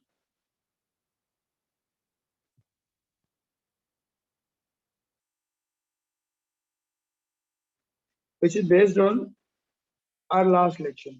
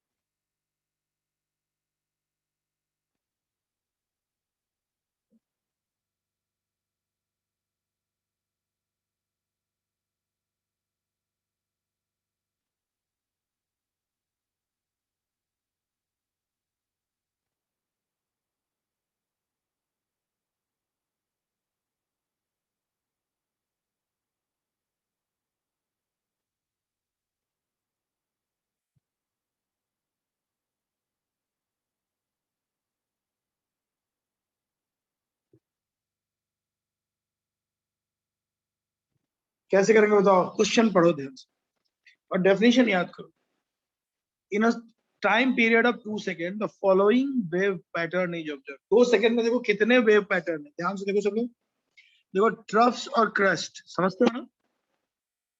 Yes, sir. देखो ये एक वेव है, वेव नंबर 1। वैसे ही ये एक वेव है, वैसे ही ये एक वेव है। सो इतनी देर में टोटल कितने वेव बन रहे हैं? 3। यहां से भी कैलकुलेट करोगे तो भी तुमको समझ आएगा। ये यहां से 1 2 3, सो टोटल वेव जो बन रहे हैं उस पर सब कुछ डिपेंड कर रहा है। चेक करो और बताओ कितने टोटल वेव बन रहे हैं। यहां से तो साफ दिख रहा है, एक ये बन रहा है, एक ये बन रहा है, और एक कितना बन रहा है बताओ? ये बन रहा है। सो टोटल वेव्स क्रॉस कर रहे हैं 2 सेकेंड में। तुम देख सकते हो कि फ्रीक्वेंसी 2 सेकेंड जो हमारे पास है, तो वेव नंबर तुम ध्यान से देखो, फिर उस हिसाब से कैलकुलेट। तो जब ऐसा सवाल कोई हमारे सामने आता है तो हमको बेसिक से चलना पड़ता है। फ्रीक्वेंसी क्या होती है? 1 सेकेंड में जितने वेव क्रॉस होते हैं ना, उसको हम फ्रीक्वेंसी कहते हैं, राइट? तो चलो बताओ, 2 सेकेंड में चेक करो और फिर उस हिसाब से बताओ कि फ्रीक्वेंसी कितनी रही है। अच्छे से सोचो फिर बताओ।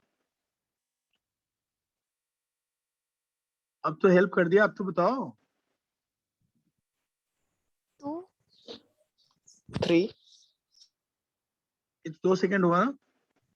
तो I said 2. 3 बोला मैंने, मैं तुम लोग अपने हिसाब से कैलकुलेट करो, मैंने बस एक एग्जांपल दिया, सोचना तुमको है अपने अपने हिसाब से। अच्छे से सोच के बताओ, काउंट करो ठीक से तो समझ में आएगा कितने हुए। 4 2 सेकंड्स में 4 4 बन रहा है ना, 4 है, 2 सेकंड में 4 है। देखो ध्यान से, यहां से देखो 2 सेकंड में जब तुम कितने बन रहे हो, देखो देखो एक जो है वेव का मतलब क्या होता है, कंजुगेटिव डिस्टेंस बिटवीन टू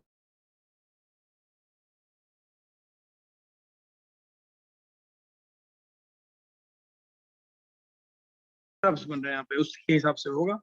तो टोटल जो ट्रप्स बन रहे हैं 2 सेकंड में, जो टोटल वेव यहाँ पे बनाए जा रहे हैं वो है 4, है ना। तो 1 सेकंड में कितने हो, 2। Yes. सही, अगर हम 1 सेकंड में देखें तो भी तो बात कर पाएंगे। तो चलो दिमाग लगाओ फटाफट।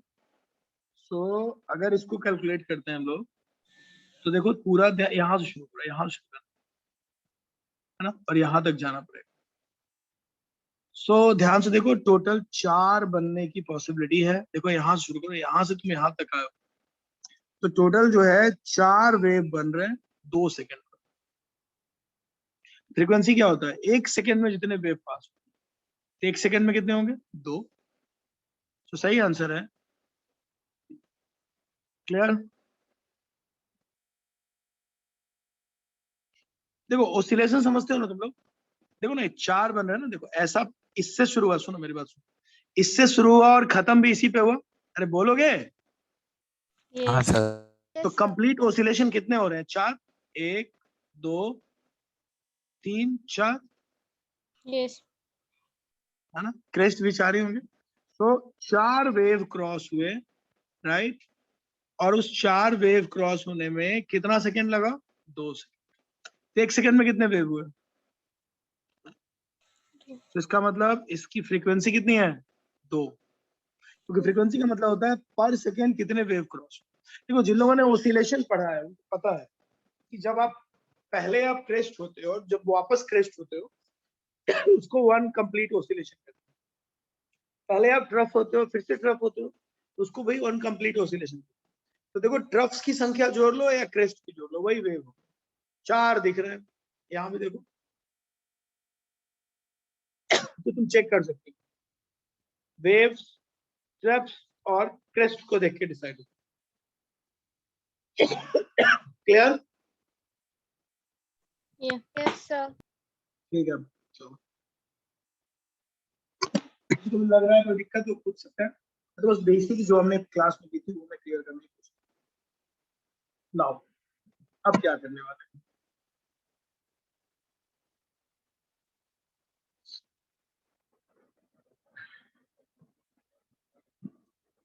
नेक्स्ट क्वेश्चन करेंगे हम लोग, करो।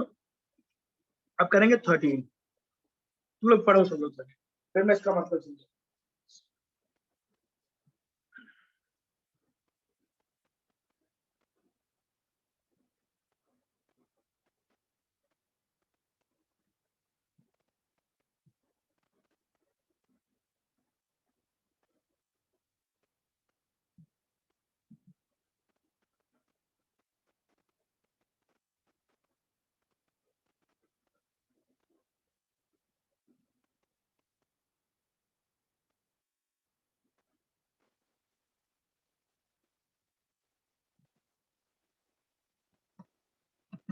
फटाफट करो।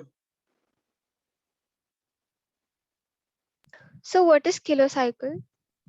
साइकिल को 1000 से मल्टीप्लाई कर दो, दैट इज किलो साइकिल।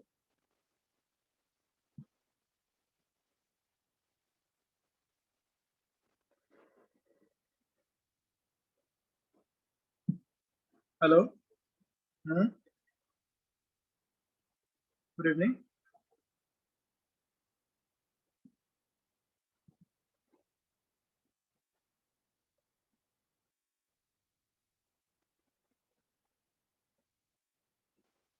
हाँ अभी ठीक है, वो हो गया, थैंक यू।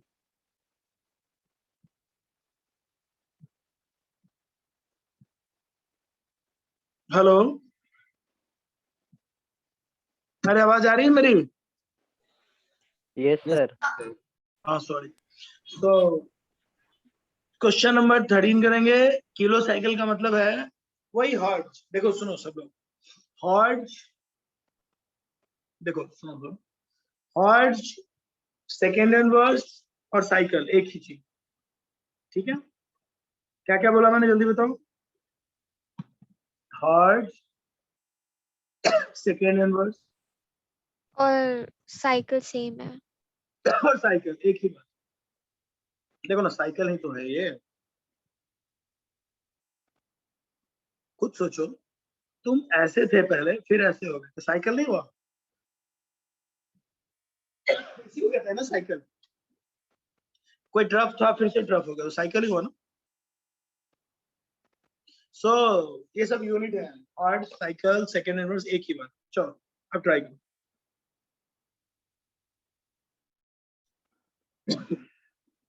वॉट समझते हो तुम लोग? वॉट, वॉट का मतलब बताओ, 10th में पढ़े होगे। देखो, जो एनर्जी रेडिएट होता है ना इन 1 second, SI unit of power. Energy radiates in 1 second by source, उसी को हम लोग कहते हैं वॉट। यूनिट में होता है what is like power. SI unit of power. हाँ, पावर का ऐसा यूनिट। तो पावर क्या होता है? 1 सेकेंड में जो आप एनर्जी रिलीज करते हो वो पावर। तो 1000 वाट किसी का है एनर्जी, उसकी फ्रीक्वेंसी दी हुई है। क्वेश्चन है how many photon second does it emit, 1 second में कितने होते हैं। सबसे पहले हमें ये समझना है कि टोटल एनर्जी कितनी है, 1000 वाट। तो 1000 वाट अगर किसी के पास एनर्जी है, मतलब 1 सेकेंड में 1000 जूल, ठीक है?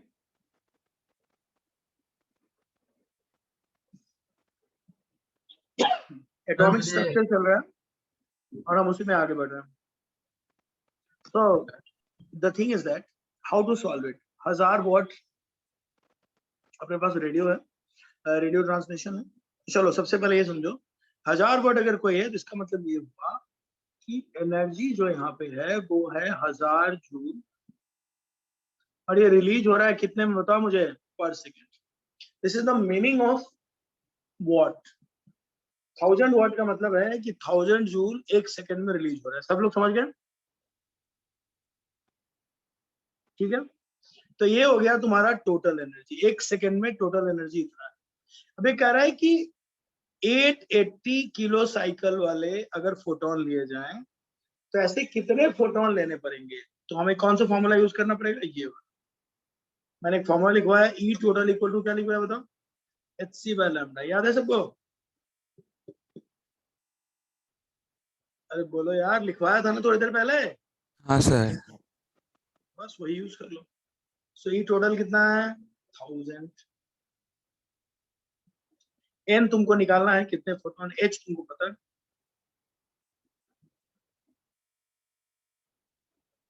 c तुमको पता है, लैम्डा उन्होंने दिया हुआ है क्योंकि फ्रीक्वेंसी तुमको पता है। या तुम इसको, लैम्डा की जरूरत नहीं है, तुम चाहो तो एच न्यू के टर्म में भी लिख सकते हो, क्योंकि हमारा फॉर्मूला एच म्यू ही था पहले, म्यू है तो क्यू लैम्डा बनाने के टाइम पास नहीं किया।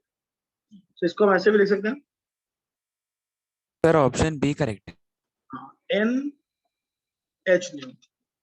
एन तुमको निकालना है, एच तो पता ही है।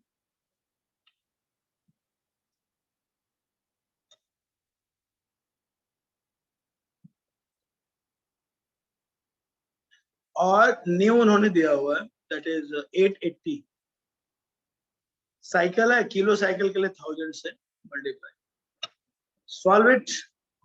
यहां से जो एन की वैल्यू, अब ई टोटल कितना है, ई टोटल है ऊपर से ले लो 1000, सब निकाल लो, एन की जो भी वैल्यू है वही तुम्हारा answer.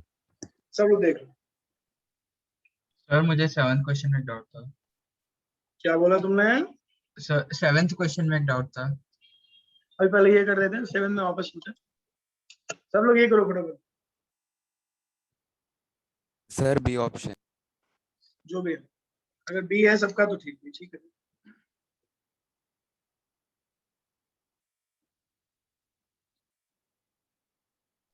So 1.72 into 10 raised to 30. हाँ क्या बोल रहे हो?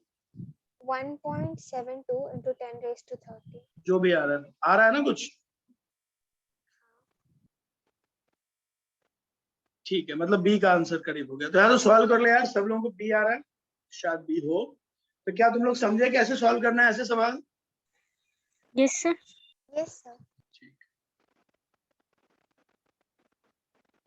तो अगर ऐसा सवाल आया तो कैसे सॉल्व करना है वो मैं तुम्हें बताऊं। चलो हम बढ़ते हैं आगे।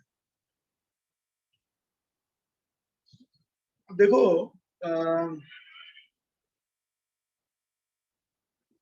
अभी जो टॉपिक हम पढ़ रहे थे, जिसके बारे में हम बात कर रहे थे, ये एक दो ही फॉर्मूला है, उसी पे बातें हो रही हैं। लेकिन ऐसा नहीं है कि ये बहुत आसान है या हो जाए।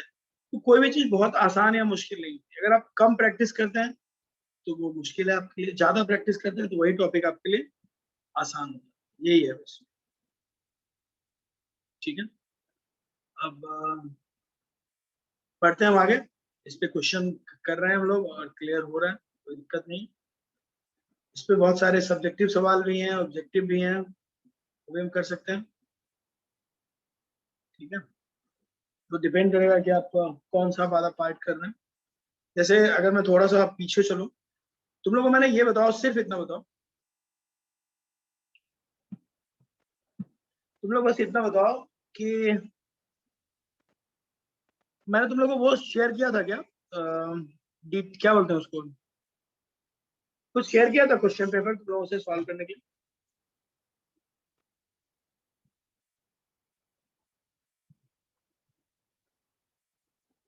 क्या हम लोगों ने अपनी क्लास में कोई पेपर शेयर किया था? जल्दी बोलो हाँ या ना। No sir.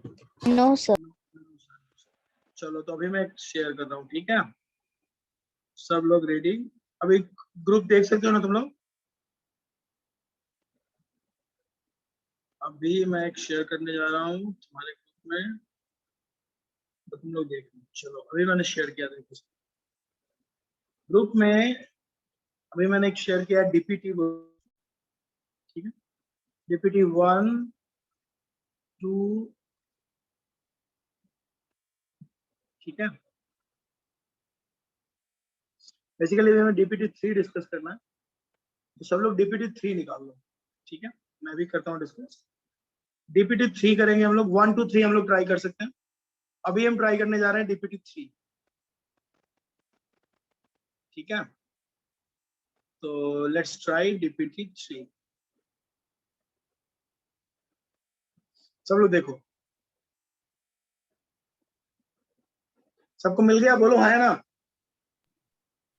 हाँ सर। क्वेश्चन नंबर 1 करो, डीपीटी 3 का question number 1। Everybody will try.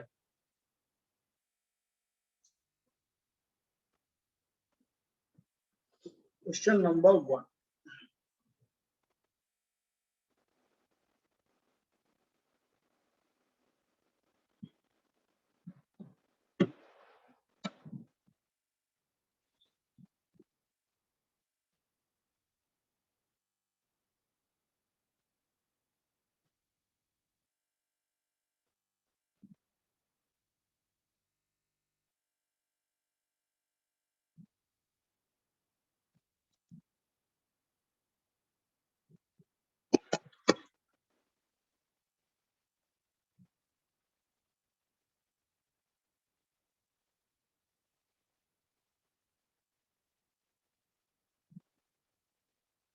तो मैं शेयर कर रहा हूँ तुम्हारे सामने।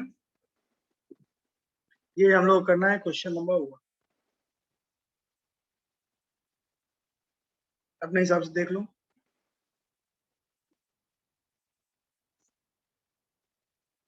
Everybody will try question number.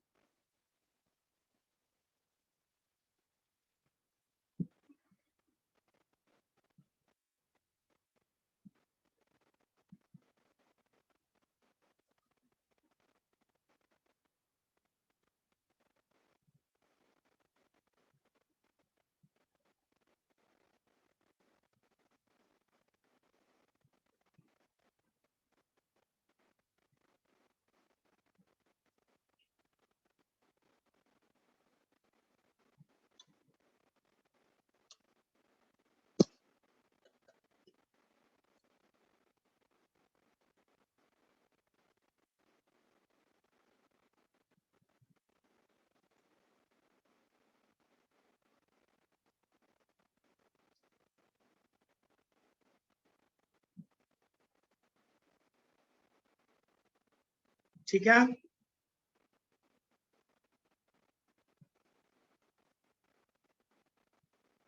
Sir थोड़ा जूम करो ना, क्वेश्चन दिखाई नहीं दे। तुम्हारे पास पेपर नहीं है? अभी भेजा ना मैंने ग्रुप में। अरे ग्रुप में भेजा तो है मैंने अभी क्वेश्चन, ग्रुप में देखो ना। तुम ग्रुप में नहीं हो क्या?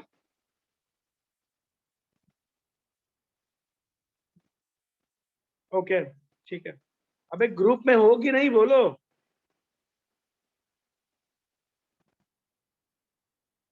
ग्रुप में जाओ और देखो। ये तो मैं ऐसे ही शो करने के लिए दिखा रहा हूँ। PPT 3 question number 1।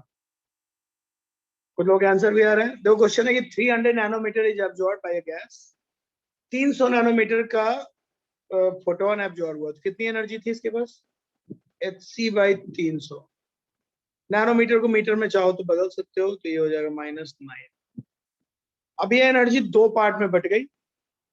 किसी गैस को मिला और उसने री इमिट कर दिया 2 फोटोन। जितनी एनर्जी मिलेगी उसको री इमिट किया जाएगा, यानी टोटल जो एनर्जी यहाँ दिखाई दे रहा है वो दो पार्ट में री इमिट होगा। एक पार्ट जो है उसकी वेवलेंथ दी हुई है 500,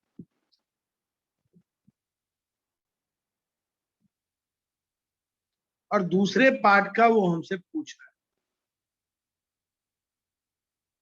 बोलो सब लोग, समझ में आ रही बात? अगर उसको भी नैनोमीटर में लेंगे तो यहाँ भी ऐसा कुछ। रेडी? सबको क्लियर हो रहा है बात? ये मिला था और दो पार्ट में वो रीमीट हुआ। एक का उसने दिया हुआ है, दूसरे का हमसे पूछ रहा है वेवलेंथ।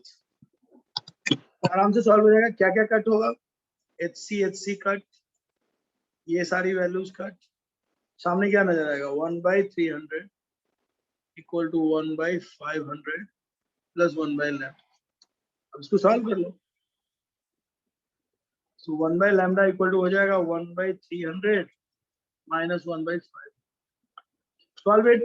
यहाँ से लैम्डा निकालो। That is your answer. ठीक है क्या? बोलो।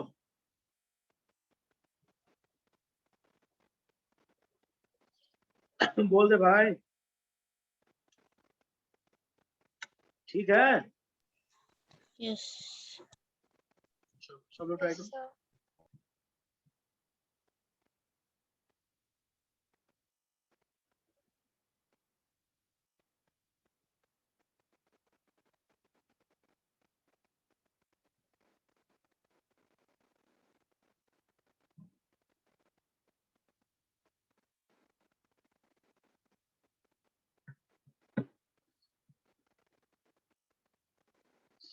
किसी को प्रॉब्लम है बोलेगा।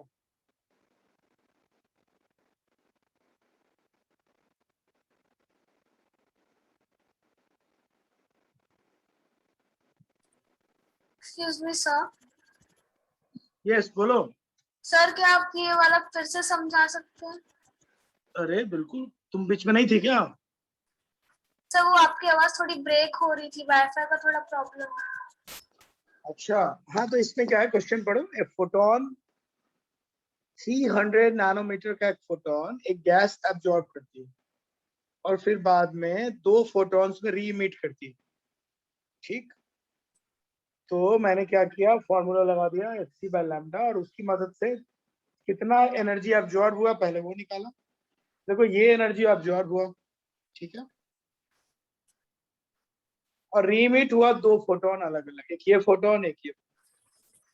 इसकी फ्रीक्वेंसी दी हुई, इसका वेवलेंथ दिया हुआ है 500, दूसरे का निकालना है बस। इसका मतलब टोटल एनर्जी के दो पार्ट हुए, एक ये और एक ये, जोड़ दिया, और ये मिसिंग सिर्फ ये लैम्डा है, निकाल दिया।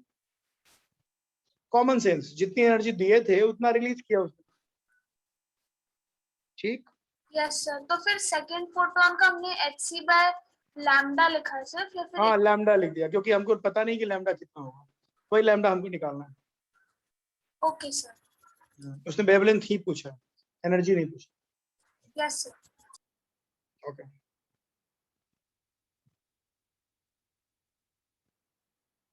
क्लियर सबको?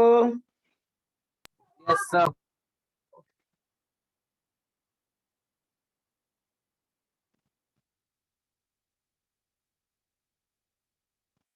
चलो बढ़ते हैं आगे।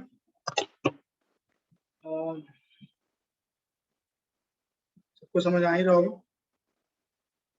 देखो कॉमन सेंस थोड़ा थोड़ा लगाने से भी काम हो जाता है, बहुत ज्यादा टेंशन नहीं है, थोड़ी बहुत बातें हैं जिसे हमें यूज करने की जरूरत है। और एक फॉर्मूला होता है, आप उसको पकड़ते हैं और फिर आपको लगना चाहिए कि ये वाला फॉर्मूला हम इस केस में लगाएंगे, हमारा आंसर आएगा, तो ज्यादातर टेंशन खत्म हो जाती है। चलिए ठीक, अब जो हम क्वेश्चन की तरफ बढ़ने वाले हैं वो देखो,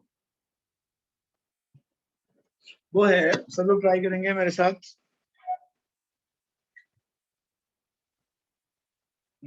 एक टाइप बचा है, कौन सा?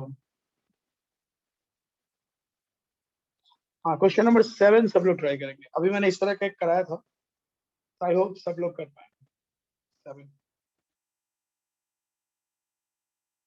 क्वेश्चन नंबर 7 सबको करना है।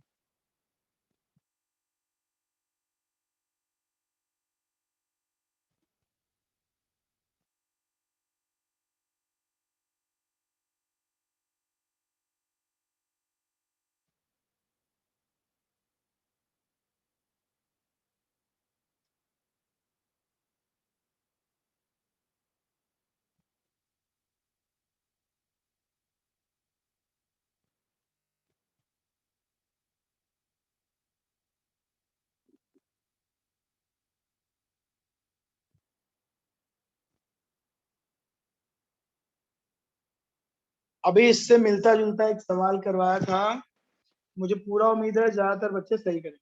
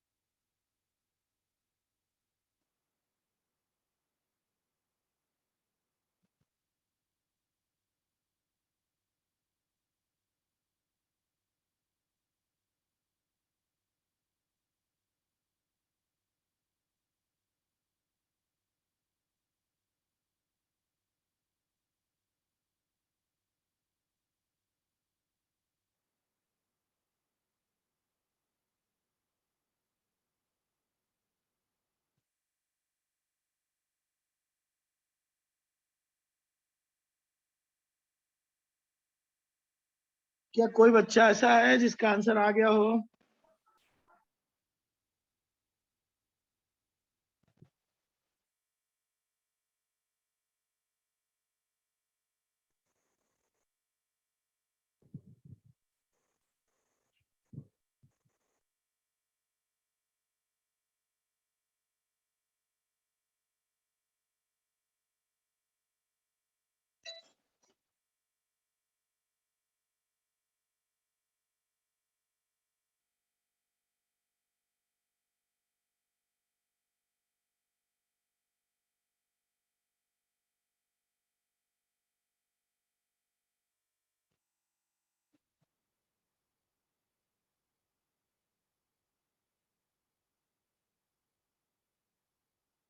किसी का भी आंसर आया हो तो बताओ। क्वेश्चन नंबर 7 जल्दी बोलो।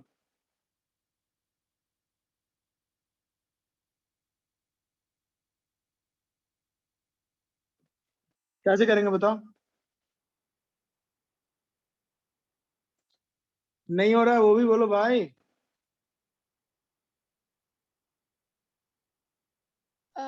सर अरे Um, वैसे ही अभी हमने ऊपर one इसी टाइप, हाँ ऐसा मिलता जुलता एक सवाल किया था हमने ऊपर। 60 वॉट टोटल है, तो क्या करेंगे, 60 लिखेंगे। to 1.1. फॉर्मूला क्या डालेंगे, n into h c by lambda, अभी किया था।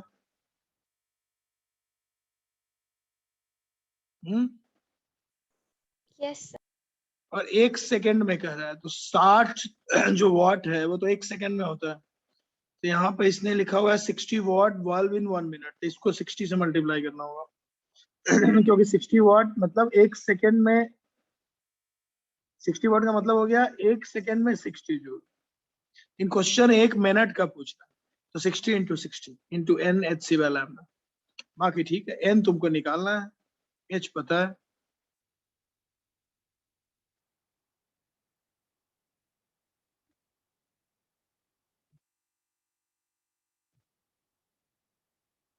वेवलेंथ उन्होंने दिया हुआ 620 नैनोमीटर, इसको मीटर में बदल लो। 1 metre equal to, sorry 1 nanometre equal to 10⁻⁹। Solve कर लो इसको, यहां से n निकाल लो, you will get the answer. Sir, 1.125 into 10 raised to 22. ठीक है, जो भी आ रहा हूं। Everybody will try and find the number of photons n.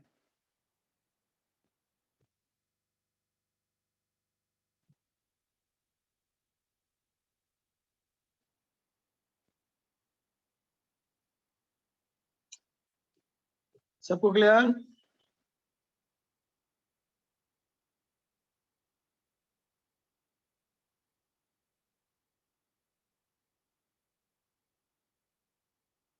जल्दी बोलो।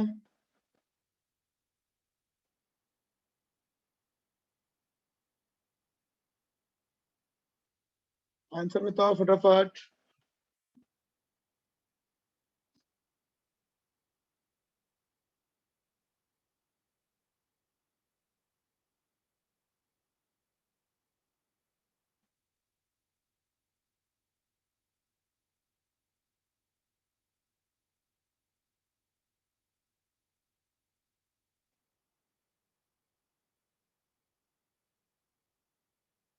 सब लोग बताओ n की वैल्यू कितनी आई,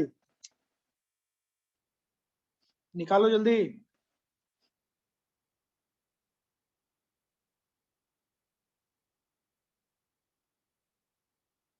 Sir, I think 1.125 into 10 will okay, पीछे से मैच कर लो।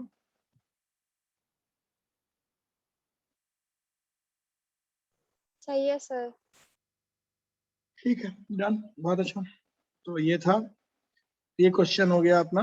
ये सेम मिलता जुलता सवाल हमने पहले किया था, मैं तो बस आपसे दोबारा करवा रहा था, तो आप आराम से कर सकते हैं। आई होप सब कुछ समझ में आ रहा है। बढ़ते हैं आगे। एक और टाइप का सवाल इसमें बच गया है, वो करा ले रहे हैं, सो दैट हर तरह क्वेश्चन तुम कर पाओ।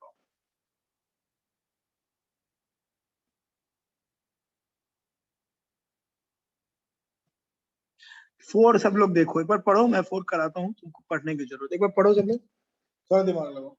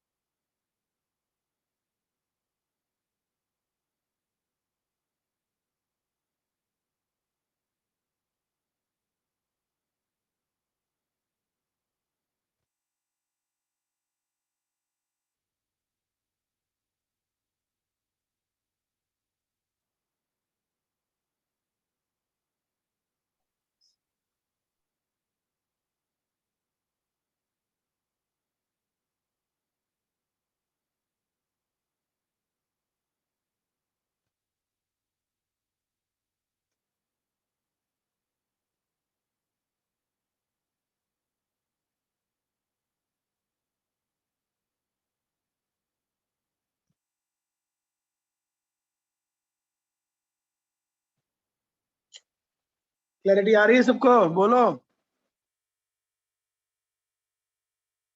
सर आप एक्सप्लेन कर देंगे? क्वेश्चन पढ़ लिया तुमने, एक्सप्लेन करता हूँ। वन क्वांटम इज अब्सॉर्ब्ड पर गैसियस मॉलिक्यूल। देखो एक मॉलिक्यूल है, वो है X2, ठीक, इसको आपने 1 क्वांटा अब्सॉर्ब कराया और ये टूट के 2x एटम में बदल गया। सबको क्लियर? पहले ये मॉलिक्यूल था, अरे बोलो, और मॉलिक्यूल के बीच में जरूर कोई बॉन्ड रहा होगा। अब हम क्या कर रहे हैं, अब जो हमने क्वांटा दिया यहाँ पे, h न्यू दिया, जो हीट दिया, जो हमने क्वांटा दिया, उसकी मदद से ये बॉन्ड टूट गया, और बॉन्ड टूट के किस में बदल गया बताओ? एटम्स। क्लियर? यहां तक सबको समझ में आया? Yes sir. अब कह रहा है कि अगर लाइट ने 620 वेवलेंथ वाला हीट एब्जॉर्ब किया है तो आप हमको बॉन्ड एनर्जी बताइए। बॉन्ड एनर्जी जूल पर मोल में बताना है, ठीक है, वो हम देख लेते हैं।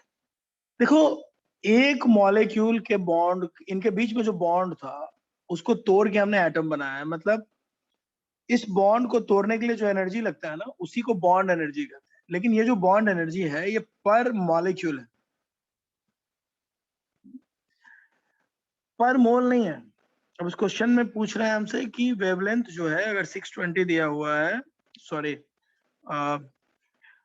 द बॉन्ड एनर्जी बताओ, एक मोल में कितना खर्चा होगा ये बताओ। कोई नहीं, आसानी से बताया जा सकता है। देखो, इसको तोड़ने के लिए जो हमने हीट इस्तेमाल किया है वो इंपॉर्टेंट है यहाँ पे। चलो ध्यान से देखो, करना क्या है।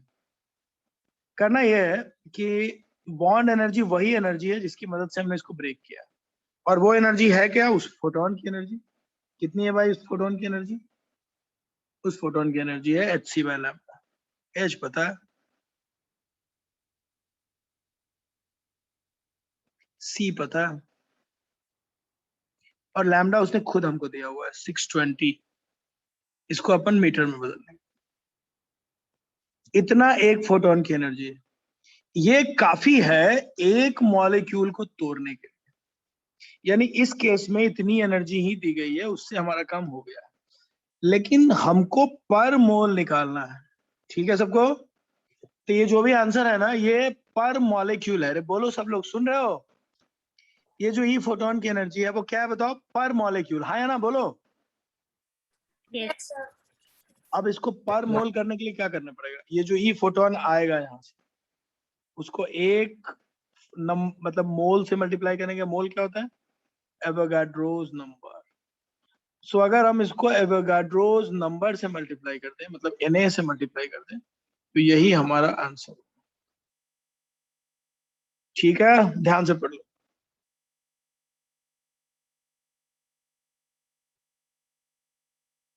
बॉन्ड एनर्जी हम लोग को बताना है। देखो आंसर्स देख लो, जूल में भी है, इलेक्ट्रॉन वोल्ट में भी है। हालांकि चेक कर सकते हैं, एक बार ये निकाल लो पहले। अगर आंसर यहां से आ जा रहा है तो ठीक है जूल में, लेकिन अगर पर मोल निकालना पड़ेगा तो हम लोग को ये इसको एवोगाड्रो नंबर से मल्टीप्लाई करना पड़ सकता है। तो देखो, अगर यहां से नहीं आ रहा है तो इसमें बदलना पड़ेगा। चेक कर लो एक बार।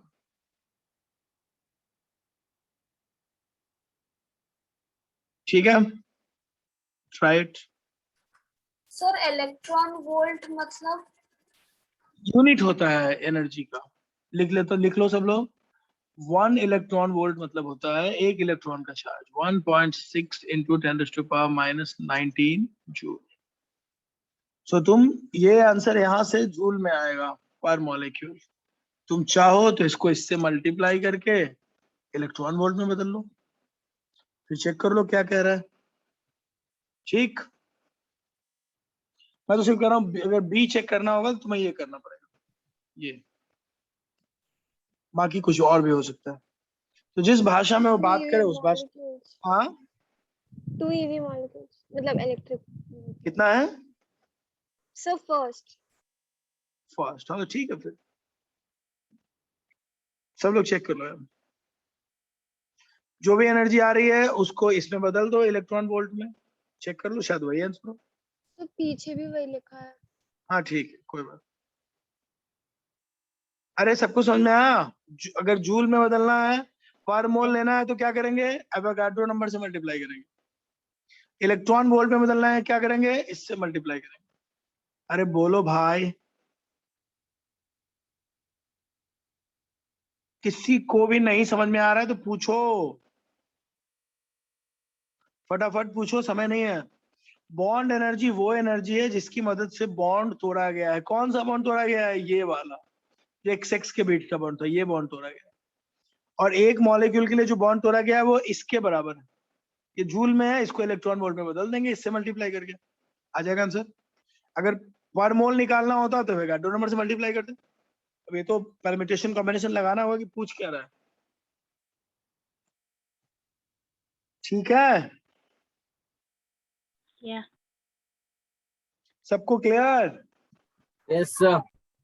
Yes. तो मैं देखो प्लैंक्स तक हम पहुंच गए आज की क्लास में। अब मैं ये इसके बाकी क्वेश्चन जो है ढूंढ ढूंढ के तुम कर सकते हो। ऐसे कौन कौन कर सकते हो, होमवर्क नोट करो। चलो ये जो डीपीटी 3 है इसमें कौन कौन कर सकते हो। 1 मैंने करवा दिया, 2 तुम कर सकते हो, ठीक है। 1 फिर से मैंने करवा दिया, 2 तुम कर लेना। 4 मैंने करवा दिया, तुम 5 कर सकते हो क्योंकि मैंने पिछली बार शेयर किए थे। वो इलेक्ट्रोमैग्नेटिक रेडिएशन वाली चीजें तुम लोगों के पास है, नोट किया था तुम लोगों ने। 5 देख सकते हो, 6 ट्राई कर सकते हो, ठीक है। 8 के बारे में भी थोड़ा बहुत सोच सकते हो। 10 ट्राई कर सकते हो। ये सब क्वेश्चन तुम ट्राई कर सकते हो।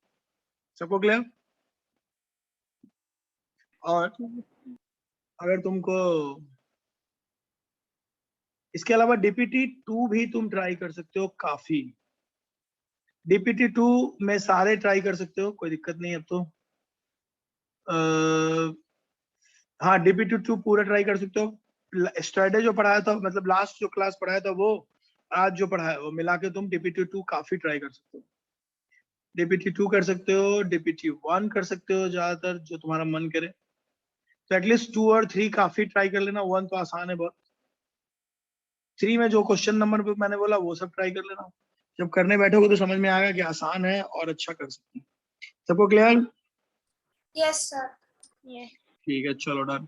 इस तरह से हम लोगों ने बहुत लंबा एक बहुत इंपॉर्टेंट चीज पढ़ा आज।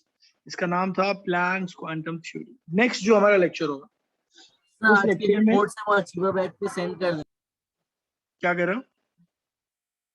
जो बस के नोट लिखे तो वो नोट जरा सेंड कर दो। अरे नोट सेंड कर दो। अरे तो तुम वीडियो ले लो ना यार, रिकॉर्डिंग ले लो, खत्म। नोट्स में तो ऐसा कुछ है नहीं, कॉमन कॉमन बट बातें सर हैं। आप राहुल सर को बोल दीजिएगा ना कि वो सेंड कर दे। ठीक है, मैं इट राहुल विल को बी बोल बेटर। दूंगा। हाँ सबसे अच्छा ये है ना कि तुम्हारे पास वीडियो पहुंच जाए, अपना बैठ के 4 बार देखो, है ना। मैं उनको बोलता हूँ कि तुमको दे दें, ग्रुप में शेयर कर दें, या जो करें मैं उनको बोलता हूँ, ठीक है। और से अभी वो कर देंगे, अभी नया शुरू हो गया है, रोज क्लास के बाद वो कर देते हैं, मैं उनको बोल देता हूँ, ठीक है। वो अपन कर लेते हैं। अगली क्लास में हम बोर्ड शुरू करेंगे, नेल्स बोर्ड, तो ठीक से पढ़ के आना। डन सब लोग? Yes sir. Next class will be our Bohr class, not Bohr's, BOHR, Bohr's. Next class पढ़ेंगे बोर्स थ्योरी। चलो bye bye, take care, next class में मिलते हैं। सर हाँ एक कुछ डाउट था। बोलो बोलो। फाउंडेशन बिल्डर का 7th क्वेश्चन में था सर, तो आंसर तो 2 आया था, लेकिन अगर हम फॉर्मूला लगाएंगे कि frequency is equal to 1 by time period, तो फ्रीक्वेंसी हाफ आएगा। Frequency equal to 1 by time period. हाँ, और टाइम पीरियड होता क्या है? क्वेश्चन में तो 2 सेकंड्स दिया है। अरे नहीं, टाइम पीरियड नहीं है, time 2 second, total time 2 second बोल रहा है भाई। तो उस 2 सेकंड के अंदर कितनी बार ऑसिलेशन हुआ? 4 बार, ठीक है। तो ओके 1 सेकंड में कितनी बार होगा? Okay sir. 2 bar, that's it. तो टाइम था, टाइम पीरियड नहीं, ठीक है। Okay sir. So that's it. अब अगली बार हम लोग मिलेंगे नए टॉपिक के साथ। तुम लोग थोड़ा बहुत बोर्ड पढ़ के आना यार, बहुत इंपॉर्टेंट, ठीक है। चलो bye bye, take care. Thank you, sir.